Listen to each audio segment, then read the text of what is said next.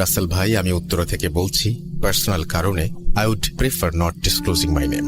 তারপরে তিনি তার নামটা বলেছেন। অনেকদিন ধরে আমি আপনার শো শুনছি, সব ফ্রেন্ডরা একসাথে ভূত.com শুনি।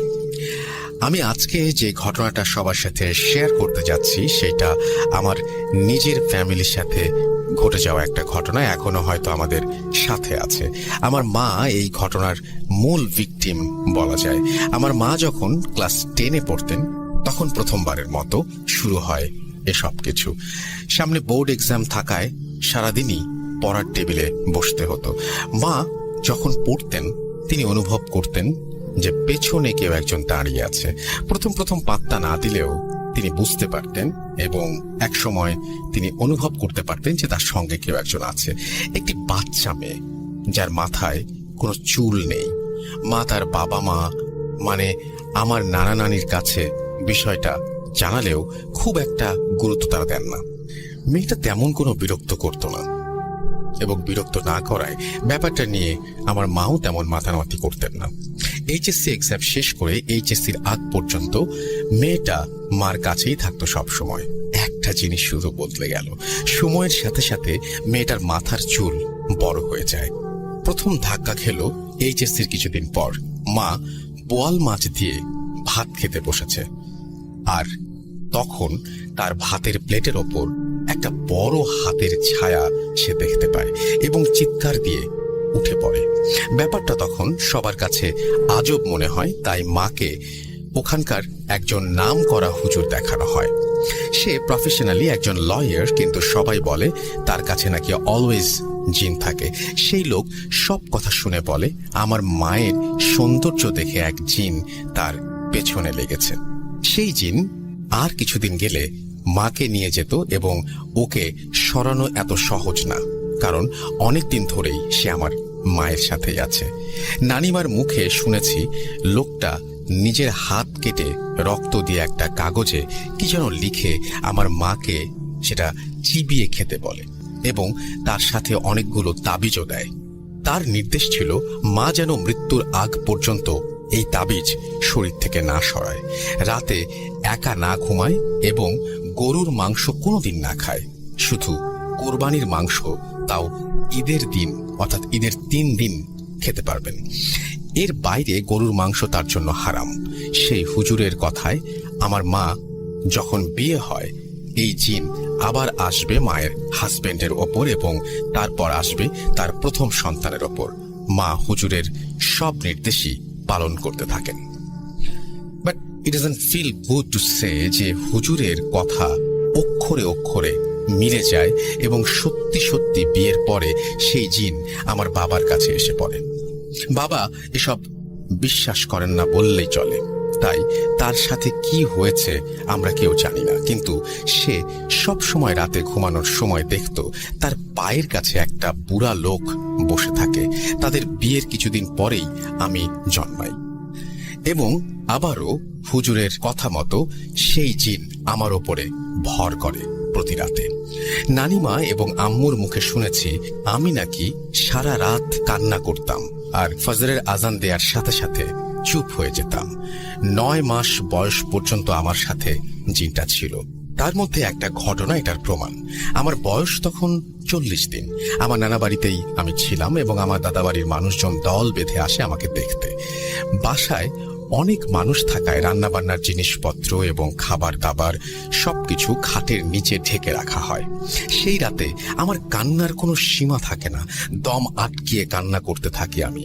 পরে নানিমা মাকে বলে ঘর পাল্টানোর কথা এবং এরপরে আমি শান্ত হই।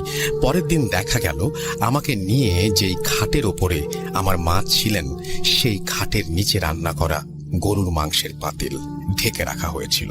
তার জন্যই জিন আমার গায়ে ভর করতে পেরেছে, কিন্তু জিন আমার কাছে কখনোই ঠিক মতো আসতে পারেনি শুধুমাত্র আমার নানিমার কারণে। সে অনেক নামাজি একজন মানুষ ছিলেন এবং অনেক হুজুর পড়া পানি দোয়া দুরুদ পড়ে আমাকে সে রক্ষা করতে থাকে। সমস্যাটা হয় আমার ছোট বোনকে নিয়ে। আমার ছোট বোন আমার চেয়ে 2.5 বছরের ছোট। তার জন্মের আগ পর্যন্ত আমি এবং মা নানিমার কাছেই ছিলাম। ছোট বোন হওয়ার সময় ঢাকা চলে আসি। এগেইন আমি আমার বোনের নাম বলতে পারছি না, তুবা নাম দিয়ে এখন বোঝাচ্ছি। তুবা আমার ছোট বোন, এবং তাকে জিন থেকে দূরে রাখার জন্য ঢাকায় কেউ ছিল না, এবং এতদিন পরে কেউ পাত্তাও দিত না বিষয়টি। হুজুর বলেছিল বড় মেয়ের ওপর জিন আসবে, ছোট মেয়েকে নিয়ে কোনো কিছু বলেনি। তাই আমরা সবাই ব্যাপারটা ভুলে যাওয়ার চেষ্টা করি, বাট উই ওয়ার রং। তোমার বয়স যখন 7, তখন থেকে সে সারা রাত কান্না করত আর চিৎকার করত। কেউ তার কাছে গেলেই সে ধাক্কা মেরে সরিয়ে দিত। যতই তাবিজ দেয়া হতো, 3 মাসের মধ্যে একটা একটা তাবিজ নাই হয়ে যেত। এরপর রূপার তাবিজ তাকে দেয়া হয়েছিল। অনেকদিন থেকে তাবিজের সেই সমস্যা আর হয় না। গরমের ছুটিতে নানা বাড়ি যাওয়ার পরে সেই তাবিজও নাই হয়ে যায়, এবং 1 মাস পরে নানিমা দেখে সেই তাবিজ ছাদের টবের একটা গাছের মধ্যে ঝুলছে। আমাদের বোঝার বাকি থাকলো না আসলে সমস্যাটা কি। এরপর অনেক দিন কেটে যায়, তেমন কোনো সমস্যা আমরা দেখিনি। 2013 থেকে 2017 পর্যন্ত অল ওয়াজ ওকে। 2017তে প্রথমবারের মতো আমি নিজে সব দেখলাম। সেদিন রাতে 1:30 বাজে অন্ধকারে হঠাৎ ঘুমের মধ্যে আমার বোন মাথা অলমোস্ট মোর দ্যান 90 ডিগ্রি ঘুরে আমার দিকে তাকিয়ে আছে। অন্ধকারে ভুল দেখছি ভেবে এত পাত্তা দেয়নি। তার মাথায় হাত রাখি আমি আদর করব বলে, সঙ্গে সঙ্গে অনেক জোরে থাপ্পড় মারে আমার হাতে আমার বোন। খুব অবাক হলেও পাত্তা না দিয়ে আমি ঘুমোতে চলে যাই। একটু পরে দেখি তুবা চিৎকার করছে এবং তার পায়ের দিকে আঙুল দিয়ে পয়েন্ট করে কিছু একটা দেখাচ্ছে, বলছে আমাকে নিয়ে যাবে, ও আমাকে নিয়ে যাবে। আমার চিৎকারে বাবা মা চলে আসে এবং তুবাকে নিয়ে যায় তাদের ঘরে। পরের দিন শুনি সে স্বপ্নে দেখে যে একটা কালো অবয়ব তাকে বলছে সে তার মাথার চুল না কাটলে তাকে নিয়ে যাবে। ঘুম ভেঙে দেখে সে অবয়ব তার পায়ের কাছে বসে আছে। বলে রাখা ভালো, আমার বোনের চুল সাধারণ মেয়েদের চুলের মতোই ছিল, কিন্তু সেই 7 বছর বয়সে তার চুল হঠাৎ করে পাল্টে যায়। সেই চুল যেমন লম্বা তেমন ঘন, হাঁটুর নিচে পর্যন্ত চলে আসে এমন। সবাই অবাক হয়, কারণ আমাদের পরিবারে এমন চুল আগে কারো হয়নি। এরপর অনেক বড় হুজুরকে দেখানো হয়, দাবি জানা হয়, কিন্তু লাভ হয় না। তারপর তুবার শরীরে আস্তে আস্তে বিভিন্ন ধরনের ওই যে গোটা গোটা যা কিছু আছে এগুলো দেখা যায়, কালো কালো হয়ে ওঠে, অর্থাৎ ক্ষতস্থানের মতো হয়ে ওঠে পুরো শরীর। জিজ্ঞেস করলে বলে জানে না কিভাবে আসলো, সেটাও সে বলতে পারে না, এবং ব্যথাও নাকি করে না। আমি অনেক মুভিজে দেখেছি যে এটা নাকি পজিশনের সিম্পল, কিন্তু আম্মু বিশ্বাস করেন না আমার কথা। এরপর জানুয়ারি মাসে আমরা শীতের রাতে 11টার মতন বাজে, আমি আর তুবা আমরা লাগেজ গুছাচ্ছিলাম এবং পরের দিন রাতের বাসে আমরা কক্সবাজার যাব। হঠাৎ দেখি তুবা কোনো কথা ছাড়া খাট থেকে উঠে বাথরুমে চলে যায় এবং ইমিডিয়েটলি ভেতর থেকে শাওয়ারের শব্দ আসে। দরজা খোলা ছিল দেখে আমি দৌড়ে বাথরুমে গিয়ে দেখি তুবা বাথটাবের ভেতরে শাওয়ারের নিচে দাঁড়িয়ে আছে। কনকনে ঠান্ডা পানি, সেই শীতের রাতে আমি চিৎকার করছি, কিন্তু আমার কথা কেউ শুনতে পারছে না। আমাদের আগের ফ্ল্যাটটা ছোট থাকায় একটু চিৎকার দিলেই বাবা মা শুনতে পেত বা চলে আসতো, কিন্তু পরে পাশের একটা ফ্ল্যাট কিনে জোড়া লাগানোর পর থেকে আমাদের কথা আর তারা শুনতে পেত না। আমি তুবার নাম ধরে চিৎকার করে ডাকতে থাকি। তুবা চিৎকার করে বলছে সেও আমাকে, আমি ওকে নিয়ে যাব, আমি ওকে নিয়ে যাব। আমার বোন অনেক শুকনা, নামমাত্র ওজন তার। সেই বোনকে আমি বাথটাব থেকে টেনে নামাতে পারছি না, পাথরের মতো ভারী তার শরীর। একসময় বাবা মা দৌড়ে আসে এবং আসার সাথে সাথে তুবা নর্মাল হয়ে যায়। তাকে জিজ্ঞেস করলে সে বলে তার কিছুই মনে নাই। কক্সবাজার ট্রিপ থেকে ফেরার সাথে সাথেই সব কাহিনী হুজুরকে জানালে সে আমাদের ঘরের কোনায় ঝুলানোর জন্য তাবিজ দেন। এরপর থেকে তুবার শরীরে ওই দাগগুলো আর দেখা যেত না এবং আল্লাহর রহমতে তার সাথে আর কিছু হয় না। সে সেদিন থেকে স্বপ্নে দেখে একটা নীল রঙের শাড়ি পরা মেয়ে প্রতি রাতে তার স্বপ্নে এসে তাকে আদর করে, এবং প্রতি রাতেই তুবা এই স্বপ্নটি দেখে। যখন ও আমাকে মেয়েটার কথা বলে, আমি ওকে শিখিয়ে দেই নেক্সট টাইম যেন ও মেয়েটাকে বলে আর না আসতে। এই কথা বলার পরের দিনই মেয়েটা স্বপ্নে এসে তুবাকে বলে যেন সে তার কথা আমার সাথে অথবা আম্মুর সাথে শেয়ার না করে, এরপর থেকে মেয়েটা আর আসে না। কারণ প্রবলেম হয় আমার পুরা বাসায় সারা রাত ধরে বাসার ভেতরে দৌড়ানোর আওয়াজ পাওয়া যায়। আমাদের ফ্লোরে 2টা ইউনিট, এই ইউনিটে আমরা থাকি, সো কোনো চান্স নেই আশেপাশে থেকে আওয়াজ আসার। মার্বেল খেলা, চেয়ার টানাটানি, সব ধরনের আওয়াজ হতে থাকে, কিন্তু আস্তে আস্তে সব থেমে যায়। আজকে 22 বছর ধরে মায়ের কাছে তাবিজ নেই। আমার মা আবার ভয় পাওয়া শুরু করেছে। একা থাকলে একরকম সুগন্ধ থাকে তাকে ঘিরে।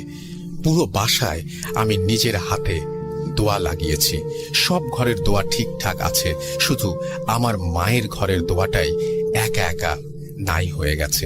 মা কিছু বলে না, কিন্তু তার কথা এবং তার সবকিছু শুনে তার চাল চলনে বোঝা যায় সে কিছু একটা সমস্যার ভেতর দিয়ে যাচ্ছে। আমার মা প্রচন্ড ভয় পায়। বাংলা এবং ইংলিশ মিলিয়ে লেখার জন্য ক্ষমা চাচ্ছি, ভালো লাগলে পড়ে শোনাবেন। আল্লাহ হাফেজ। এবং তিনি বলেছেন তার নাম শেয়ার না করতে। আমি তার নাম শেয়ার করছি না। একটু কষ্ট হয়েছে পড়তে, ট্রুলি স্পিকিং। আসলে এভাবে পড়তে সমস্যা হয়, শুধু ইংরেজিতে বা শুধু বাংলায় হলে অতটা সমস্যা হয় না, বাট এভাবে একটু সমস্যা হয়। এনিওয়েজ, আমার যেটা মনে হয় যে যখনই আপনারা লিখবেন এবং এরকম ধরনের কোনো চ্যালেঞ্জ যদি আপনারা ফেস করেন, তাহলে আমাকে কিন্তু রেকর্ড করেও পাঠাতে পারেন। But the story was too good এবং আমার কাছে অনেক বেশি ভালো লেগেছে। আমি আশা করব যে যারা শুনেছেন তাদের কাছে অনেক বেশি ভালো লেগেছে। এবং আপনার কাছে যদি এরকম ঘটনা থাকে তাহলে আমাকে ইমেল করুন, এখনই জানিয়ে দিন। আমি অপেক্ষায় আছি আপনার ইমেইলের। অসংখ্য ইমেল চাই আপনাদের কাছ থেকে। আমি আশা করি যে সেটা পাবো এবং সেটার অপেক্ষায় থাকলাম। সেটাই আমার আপনাদের কাছে একমাত্র অনুরোধ। আমরা চলে যাব আমাদের পরবর্তী ঘটনায়। আমরা একটু আগে যে ঘটনাটি শুনলাম, আপনাদেরকে বলেছি আমি অনেকবার যে আমার এরকম একটা ঘটনা ছিল যে আমার মনে হতো যে দরজার বাইরে কেউ বসে আছে, কিন্তু আমাকেও এরকম একজন ভদ্রলোক বলেছিলেন যে যিনি বাইরে বসে আছেন তিনি ভেতরে আসবেন না, আপনার কোনো ক্ষতি হবে না। তো আমি একটু আগে যে ঘটনাটা শেয়ার করলাম সেই ঘটনাটা কিন্তু খুব অদ্ভুত টাইপের। একজন মানুষ একজন মেয়েকে দেখতে পায়, যার কথা বলছেন ওনার মা একটা মেয়েকে দেখতে পেতেন, এবং সেই মেয়েটির মাথায় কোনো চুল ছিল না এবং আস্তে আস্তে সেই মেয়েটির চুল আস্তে আস্তে বড় হতে শুরু করে। কি অদ্ভুত টাইপের একটা ঘটনা। আপনি খালি চিন্তা করে দেখেন যে আপনি রাতের বেলায় আপনার পাশে, আপনার পেছনে একজন মেয়ে দাঁড়িয়ে আছে যার মাথায় চুল নেই এবং আস্তে আস্তে তার চুল বড় হচ্ছে এবং সে আপনাকে মাথায় হাত বুলিয়ে দিচ্ছে, এবং আপনি জানতে পারলেন যে আপনাকে এই মেয়েটির কবল থেকে যদি আপনি রক্ষা পেতে চান তাহলে আজীবন তাবিজ পড়তে হবে। খুবই অদ্ভুত ব্যাপার কিন্তু। এবং এই মেয়েটি কিন্তু তাদের ফ্যামিলিকে ছাড়েনি কখনো, নানাভাবে নানান রকম ভাবে সে সেই ফ্যামিলির মাঝেই ছিল এবং থেকেওছে অনেক দিন পর্যন্ত। আপনারা সবাই সেটা জানেন এবং শুনলেনও। তো যাই হোক, আমরা কথা না বাড়িয়ে সরাসরি আমরা পরের ঘটনায় চলে যাব। এই ঘটনাটি অবশ্যই এরকম নয়, এটি আরেকটি ঘটনা, জিন সংক্রান্ত একটি ঘটনা, এবং যে ঘটনা মাদ্রাসা নিয়ে আমরা সবসময় শুনি। তারপরেও আমি জানি না যে কেউ যদি অবিশ্বাস করেন তাহলে কিছু করার নেই, কারণ মাদ্রাসার স্টুডেন্টদের কাছে যদি আপনি জিজ্ঞেস করেন প্রত্যেকের কাছেই দেখবেন যে একটা ঘটনা আছে, সেটা তার জানা হোক বা নিজের সাথে ঘটা হোক। কথা না বলে সরাসরি ঘটনায় চলে যাব। এই ঘটনাটি জিনকে নিয়ে। চলুন শুনে আসি আরো একটি ঘটনা। প্রথমটিও ছিল জিনের, দ্বিতীয়টি জিনের। দেখা যাক আজকের এপিসোডটি জিন এপিসোড হয়ে যায় কিনা। চলুন শুনে আসি একটা অডিও ক্লিপ, তারপরে মডারেটরদের নিয়ে ফিরে আসছি। আসসালামু আলাইকুম রাসেল ভাই, আশা করি ভালো আছেন, কারণ আপনি সবসময় ভালো দলে। আমি চট্টগ্রাম থেকে মোহাম্মদ জিশানুর রহমান বলছি। যদি ভালো লাগে অবশ্যই আপনারা প্লে করবেন। এবং আমি এখন যে ঘটনাটি আপনাদের সাথে শেয়ার করতে যাচ্ছি, এই ঘটনাটি হচ্ছে একটি সত্যি ঘটনা এবং এই ঘটনাটি ঘটে আমার মামার বাড়ির এলাকাতে। তো আমি আর কথা না বাড়িয়ে আমি ঘটনায় চলে যাচ্ছি। তো একটু বলে রাখি ভাইয়া, ঘটনাটি আমি শুনি আমার এক বন্ধুর কাছে, যে মানে ওই যেখানে ঘটনাটি ঘটেছিল সে ওখানেরই ছাত্র ছিল। তো যাই হোক, আমি ঘটনাতে চলে যাচ্ছি। ঘটনাটি ঘটে আমাদের মামা বাড়ির এক মাদ্রাসাতে। ওই মাদ্রাসার একটি ওইটা হচ্ছে একটি ফাজেল মাদ্রাসা। ওই ফাজেল মাদ্রাসাতে হোস্টেল ছিল, মানে হোস্টেল ছাত্রাবাস ছিল। তো ছাত্রাবাসে ছাত্ররা থেকে লেখাপড়া করতে পারতো এবং আবাসিক সিস্টেম ছিল। তো ওই মাদ্রাসার দাখিল শ্রেণীর যিনি মুহাদ্দিস বা যিনি হাদিস পড়াতেন তার নাম ছিল মোহাম্মদ, আমি নামটি আসলে একটু স্কিপ করতে চাচ্ছি, নামটি আমি বলতে চাচ্ছি না প্রসঙ্গত কারণে। তো যাই হোক, দাখিল ক্লাসের মধ্যে যিনি হাদিস পড়াতেন তিনি প্রচন্ড একজন জ্ঞানী, একজন আলেম ছিলেন এবং তার অনেক স্টুডেন্ট ছিল, ছাত্র ছিল। তিনি অনেক বড় বড় আলেমকেই বাংলাদেশে তৈরি করে দিয়েছেন, যারা এখন বাংলাদেশের অনেক জায়গাতে ভালো ভালো বয়ান এবং ওয়াজ করে থাকেন। তো ওই ঘটনাটি শুরু হয় আসলে ওনাকে কেন্দ্র করেই। তো উনি শুধু দাখিল ক্লাস না, উনি যে কোনো নিচের ক্লাসের বা দাখিল ক্লাস হোক বা আলিম ক্লাস হোক, উনি যখন কোনো ক্লাস করাতেন, যেমন আমরা যখন টিচাররা যখন আমাদেরকে লেকচার দেয়, দেখা যায় যে টিচাররা আমাদের দিকে মুখ করে থাকে। সামনে যদি 100 বা 80-90 জন স্টুডেন্ট বসা থাকে, টিচাররা সবসময় স্টুডেন্টদের দিকে ফিরেই কিন্তু লেকচারটা দেন। তো ঠিক তিনিও এই কাজটি করতেন যে তার সামনে যদি 60 জন বা 70 জন স্টুডেন্ট বসা থাকতো, তিনি তাদেরকে হাদিস পড়াতেন, হাদিস বুঝাতেন। বুঝানোর পরে সবাইকে যখন বুঝানো হয়ে যেত, ক্লাস শেষ হওয়ার 5 থেকে 10 মিনিট পূর্বে তিনি পিছনের দিকে তাকিয়ে যেতেন। পিছনের দিকে তাকিয়ে তিনি দেখা যেত যে পিছনে কাউকে দেখা যাচ্ছে না, কেউ দেখতো না যে পিছনে কেউ আছে কিনা, কিন্তু উনি জিনিসটা দেখতেন কিনা সেটা আসলে উনি কখনো বলেননি। তো উনি পিছনের দিকে তাকিয়ে মানে একটা অদৃশ্য কাউকে হয়তো বা কিছু উনি বুঝাতেন যে তোমরা বুঝছো কিনা। উনি হাত লাড়তেন এবং উনি ওনার নানা রকম বডি ল্যাঙ্গুয়েজ দিয়ে পিছনে ফিরে উনি তাকিয়ে প্রায় 5 থেকে 10 মিনিট উনি লেকচার দিয়ে তারপরে উনি ক্লাস থেকে বের হতেন। তো ঘটনাটা আসলে আপনারা হয়তো বা ক্লিয়ার হননি, আমি একটু ক্লিয়ার করে বলতে চাচ্ছি যে এরকম যে টিচার যখন ক্লাসের মধ্যে কথা বলে, স্টুডেন্টরা সবসময় টিচার থাকে সবসময় স্টুডেন্টদের দিকে ফিরে কথা বলে, এবং পরে যখন একটা অঙ্ক বা একটা ইংলিশ যখন তিনি লিখতে যাবেন, তখন কিন্তু তিনি বোর্ড দিয়ে বা মার্কার পেন দিয়ে তিনি হোয়াইট বোর্ড বা ব্ল্যাক বোর্ডে লিখেন।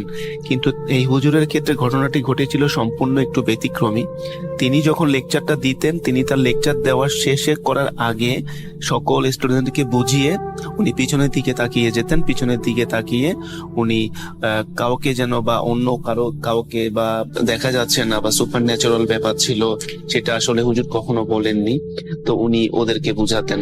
তো এই ঘটনাটি প্রায় ঘটতে থাকে বলতে আলিম ক্লাসে উনি একই কাজ করতেন, দাখিল ক্লাসে একই কাজ করতেন, ইভেন উনি 9-8 ক্লাসেও বা অন্যান্য ক্লাসে যে হাদিস পড়াতেন বা অন্যান্য ক্লাস নিতেন, উনি একই কাজটি করতেন। তো এরকম ঘটনাটি আসলে ঘটতে থাকে এবং এক পর্যায়ে ছাত্রছাত্রীরা মনে করতে থাকে যে হুজুরের মাথায় মনে হয় কোনো সমস্যা আছে, না হলে হুজুর এরকম আচরণ কেন করবেন। তো তারা এক পর্যায়ে দেখা যায় এর মধ্যে একটা থাকে না যে ক্লাসের মধ্যে কিছু দুষ্ট ছেলে থাকে যারা টিচারদের নানা রকম নাম দেয়, নানা রকম আজে বাজে নাম দিয়ে তারা ডাকে রাস্তাঘাটে, একটু টিচারদেরকে একটু ইনসাল্ট করার চেষ্টা করে। তো এরকম ওই দাখিল ক্লাসের মধ্যে দুই একটা ছেলে ছিল যারা হুজুরকে রাস্তা দেখলে হুজুরকে পাগল বা মেন্টাল বলে এরকম বলে দৌড় দিত। তো এই জিনিসটা হুজুর খুব মনে কষ্ট পেতেন। তো হুজুর কখনো কাউকে কিছু বলেননি বা কাউকে কখনো শাস্তি দেননি, তো উনি ওনার মতো করে পাঠদান দিয়ে যাচ্ছিলেন এটা। তো এইভাবে ঘটনাটি অনেক দিন যায়, অনেকদিন যেতে হুজুর কিন্তু একই কাজ বারবার করছেন। তো স্টুডেন্টরাও একটু অস্বস্তির মধ্যে পড়ে যাচ্ছে যে হুজুর পিছনের দিকে তাকিয়ে কাদের সাথে কথা বলেন বা কাদেরকে লেকচার দিচ্ছেন। তো এই ব্যাপারগুলো আসলে দেখা যায় কিছু বাচ্চারা মানতে পারে না, কিছু ছাত্ররা মানতে পারে না। তো কিছু ছাত্ররা হোস্টেল যিনি সুপারিনটেন্ডেন্ট থাকেন ওনার কাছে গিয়ে ওরা কিছু একটা নালিশ নিয়ে যায় যে এরকম আমাদের মুহাদ্দিস হুজুর এরকম ক্লাসের মধ্যে এরকম অস্বাভাবিক আচরণ করছেন। তো এখানে বলে রাখা ভালো যে ওখানে মাদ্রাসার যিনি সুপারিনটেন্ডেন্ট ছিলেন বা যিনি প্রিন্সিপাল ছিলেন, উনি কিন্তু ওই হুজুরের খুব ভালো একজন বন্ধু ছিলেন। উনি একই সাথে লেখাপড়া করে দুজন আলেম হয়ে কিন্তু বের হয়েছেন। কাজেই ওই হুজুরের ব্যাপারে কিন্তু এই সুপারিনটেন্ডেন্ট হুজুর সবই জানতেন এবং উনি কাদের সাথে পিছনে তাকিয়ে কথা বলেন তিনি তাও কিন্তু জানতেন। তো ওই বাচ্চাদেরকে হুজুর বুঝিয়ে বলেন যে না, তোমাদের ওস্তাদ আমি জানি উনি ঠিকই আছে, তোমরা শুধু ওনা থেকে পড়াটা আদায় করে নাও, তোমরা ওনাকে কোন রকমের আজে বাজে নামে ডেকো না বা তোমরা ওনাকে কোনো ডিস্টার্ব করো না, তোমরা জাস্ট ওনা থেকে পড়াটাকে বুঝে নিবা, এর বাইরে উনি যা করে করুক তোমাদের সেটা দেখার বিষয় না। তো এক প্রকারে আর কি কথাটাকে উনি স্কিপ করে যান। তো এইভাবে অনেকদিন চলতে থাকে এবং হুজুর এভাবে প্রতিদিনই ক্লাস নিতেন। প্রতিদিন ক্লাস নিয়ে উনি চলে যেতেন। চলে যাওয়ার আগে উনি প্রায় 5 থেকে 10 মিনিট উনি পিছনে তাকিয়ে লেকচার দিতেন, তারপরে ক্লাস থেকে বের হয়ে যেতেন। তো এভাবে ক্রমান্বয়ে চলতে চলতে দেখা গেল যে রমজান মাস চলে আসে। রমজান মাসে দেখা যায় অনেকগুলো মাদ্রাসা, দেখা যায় 15 রমজানের পরে ছুটি হয়, কোনো কোনো মাদ্রাসা দেখা যায় 20 রমজানে ছুটি হয়, আবার কোনো কোনো জায়গায় দেখা যায় পহেলা রমজান থেকে ছুটি হয়ে যায়। তো এই ঘটনাটি যে মাদ্রাসায় আসলে ঘটেছিল, সেই মাদ্রাসাটা 15 রমজানের পর থেকে ছুটি দেওয়া হয়, ঈদের ছুটি। তো কিছু কিছু বাচ্চারা বাড়ি চলে যায়। তারা তাদের বাড়ি, কারো বাড়ি ছিল দক্ষিণবঙ্গে, কারো বাড়ি ছিল উত্তরবঙ্গে। তো দেখা যায় তারা চলে যায়। এর মধ্যে 2-1টা বাচ্চা থেকে যায়, কারণ তাদের বাড়ি ছিল অনেক দূরে। তারা চিন্তা করে যেহেতু এই সময়টাতে কোনো স্টুডেন্ট থাকতেছে না ছাত্রাবাসে, কাজে এই সময়টাতে আমরা একটু মন দিয়ে পড়ালেখা করতে পারবো। তাই 2-1টা বাচ্চা হোস্টেলের মধ্যে রয়ে যায়। এবং একটু একটা জিনিস বলতে ভুলে গিয়েছি, যে হুজুরটা মুহাদ্দেস বা যিনি ওই মানে ক্লাসগুলো করাতেন, উনি কিন্তু হোস্টেল সুপার ছিলেন। তো হোস্টেল সুপার বাধ্য হয়ে যান, মানে ওই হুজুরটা থাকতে বাধ্য হন, যেহেতু সবগুলো বাচ্চা এখনো চলে যায়নি।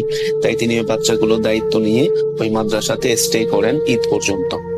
তো রাসেল ভাই, ঘটনা যেটা আসল ঘটে সেটা শুরু হয় ওই সব ছাত্ররা চলে যাওয়ার 2 থেকে 3 দিন পরে রাতের বেলা। রমজান মাসই ছিল। তো রমজান মাসে সবাই তারাবির নামাজ পড়ার পরে খাওয়া দাওয়া করে খুব আর্লি সবাই ঘুমাতে চলে যায়। মাদ্রাসাতে নিয়মটা হচ্ছে এটা, যে এশার নামাজ তারাবিটা পড়েই তাড়াতাড়ি কিন্তু ঘুমিয়ে যেতে হয়। তারপরে আবার দেখা যায় যে সেহরির আগে আগে উঠে তাহাজ্জুদ নামাজ পড়তে হয়। তো যাই হোক, তো একটা ছেলে, যে ছেলেটা হুজুরকে খুব বেশি ডিস্টার্ব করতো, ও কিন্তু আসলে মাদ্রাসার হোস্টেলে থাকতো। তো ওই ছেলেটা নামাজ এবং তারাবির নামাজ শেষ করে সে রাতের বেলা মানে 9টা কি 9:30টার দিকে সে ক্যান্টিনে তার রাতের খাবারটা সে গ্রহণ করতে যায়। তো রাতের খাবারটা আবার খেয়ে সে সুন্দর মতো তার যে রুমে সে থাকে, সেই রুমে আর কেউই ছিল না, সে একা ছিল। সবাই যেহেতু বাড়ি চলে গেছে, সে ঘুমানোর জন্য প্রস্তুতি নেয়। সে ঘুমিয়ে যাওয়ার চেষ্টা করে। সে 10টা কি 10:30টার দিকে সে ঘুমিয়ে যায়। তো যেহেতু সেহরি খেতে উঠতে হবে, সেহরির আগে আবার তাহাজ্জুদ পড়তে উঠতে হবে, তাই সে চিন্তা করে যে একটু ঘুমিয়ে নিই, 2-1 ঘন্টা ঘুমালে শরীরটা একটু ভালো থাকবে। তো যেই কথা সেই কাজ, ছেলেটা মশারি টাঙিয়ে সুন্দর মতো তার বেডটাকে গুছিয়ে সে শুয়ে যায়। তো শুয়ে যাওয়ার কিছুক্ষণ পরে তার ঘুমিয়ে যায়। তো রাসেল ভাই, আসলে ঘুমিয়ে যাওয়ার কিছুক্ষণ পরের মধ্যেই দেখা যায় যে সে হয়তো বা ঘুমালো 10:30 কি 11:45টার মধ্যে। দেখা গেল যে তার ঘুমটা ভেঙে গেল 11:20 বা 25-এর মধ্যে। প্রচন্ড মশার কামড়, প্রচন্ড মশা তাকে কামড় দিচ্ছে, মানে পুরো মশা মনে হচ্ছে তার পুরো বেডটাকে ঘিরে ফেলেছে। সে প্রচন্ড মশার কামড়ে আর সহ্য করতে না পেরে সে ঘুম তার ভেঙে যায়। তো তখন সে বলে যে আমার তো স্পষ্ট মনে আছে যে আমি মশারি টাঙিয়ে ঘুমিয়েছিলাম, তাহলে আমার মশারিটা কোথায়? সে তখন মশারি খুঁজতে থাকে এবং দেখে যে তার যে ফ্যানটা, সে ফ্যানটাও কিন্তু বন্ধ করা, কারণ সে কিন্তু ফ্যান চালিয়ে অন করে কিন্তু ঘুমিয়েছিল। তো যাই হোক রাসেল ভাই, তারপরে সে মনে করে যে হয়তোবা মনের ভুল হতে পারে। তারপরে তখন সে মশারিটা খুঁজতে থাকে। মশারিটা দেখে সুন্দর করে ভাঁজ করে তার বালিশের নিচে রেখে দেওয়া হয়েছে। এবং সে মানে নিজেকে এটা বোঝায় যে হয়তোবা খুব ঘুম পেয়েছিল, ঘুমের ঘোরে আমি হয়তোবা মশারি টাঙাতে ভুলে গেছি। তারপরে সে আবার ফ্যান চালায় এবং মশারি টাঙিয়ে সে আবার ঘুমিয়ে যায়। তো রাসেল ভাই, ঘুমিয়ে যাওয়ার কিছুক্ষণ পরের মধ্যেই আবার দেখা যায় ঘন্টা খানেক মধ্যে তার ঘুম ভেঙে যায়। আবার তাকে প্রচন্ড মশা তাকে কামড়াতে থাকে এবং সে তখন হঠাৎ করে বিছনা থেকে লাফ দিয়ে উঠে এবং একটু ভয় পায় যেতে পরপর 2টি ঘটনা তার সঙ্গে ঘটছে। কারণ তার স্পষ্ট কিন্তু মনে আছে যে সে সেকেন্ড টাইম কিন্তু তার যখন ঘুমটা ভাঙে, ফার্স্ট টাইমে সে কিন্তু মশারি টাঙিয়েই ঘুমিয়েছিল। তাহলে মশারি কোথায় গেল? তো রাসেল ভাই, সে একটু ভয় পেয়ে সে দেখে যে মশারি নেই। তো সে তার বেড থেকে উঠে মশারিটা খোঁজার চেষ্টা করে, দেখে যে মশারি কোথাও নেই। তাই সে তার রুমে লাইটটা জ্বালানোর জন্য তার বেড থেকে কিন্তু লাইটটা হাত দিয়ে ধরা যেত বা পাওয়া যেত। সে তাই হাত দিয়ে তার বেড থেকে লাইটটাকে যখন ক্লিক করতে গেল সুইচে, দেখলো কি যে সেখানে কোনো লাইটের সুইচ নেই। তখন হঠাৎ সে বলল যে কি ব্যাপার, আমি তো সব সময় ঘুমাতে যাওয়ার আগে আমি শুয়ে থেকে আমি লাইটটা অন করি, তাহলে আমি কেন এখন লাইট অন করতে পারতেছি না? তখন সে ভাবে যে যাক হয়তো বা আমি নিচে নেমে দেখি যে ঘটনাটা কি। যখন সে নিচে নামতে যাবে রাসেল ভাই, সে দেখে, সে ফিল করে যে সে যে পা দিচ্ছে তার পায়ের নিচে কিন্তু কোনো মাটি বা কোনো ফ্লোর নেই রাসেল ভাই। তখন সে হঠাৎ নিজেকে আবিষ্কার করে যে তার পুরো বেডটা বা তার পুরো চৌকিটা বা খাটটা যেখানে সে ঘুমাতো সেটা মাটি থেকে প্রায় 20 থেকে 30 ফুট উপরে কিন্তু ভেসে আছে।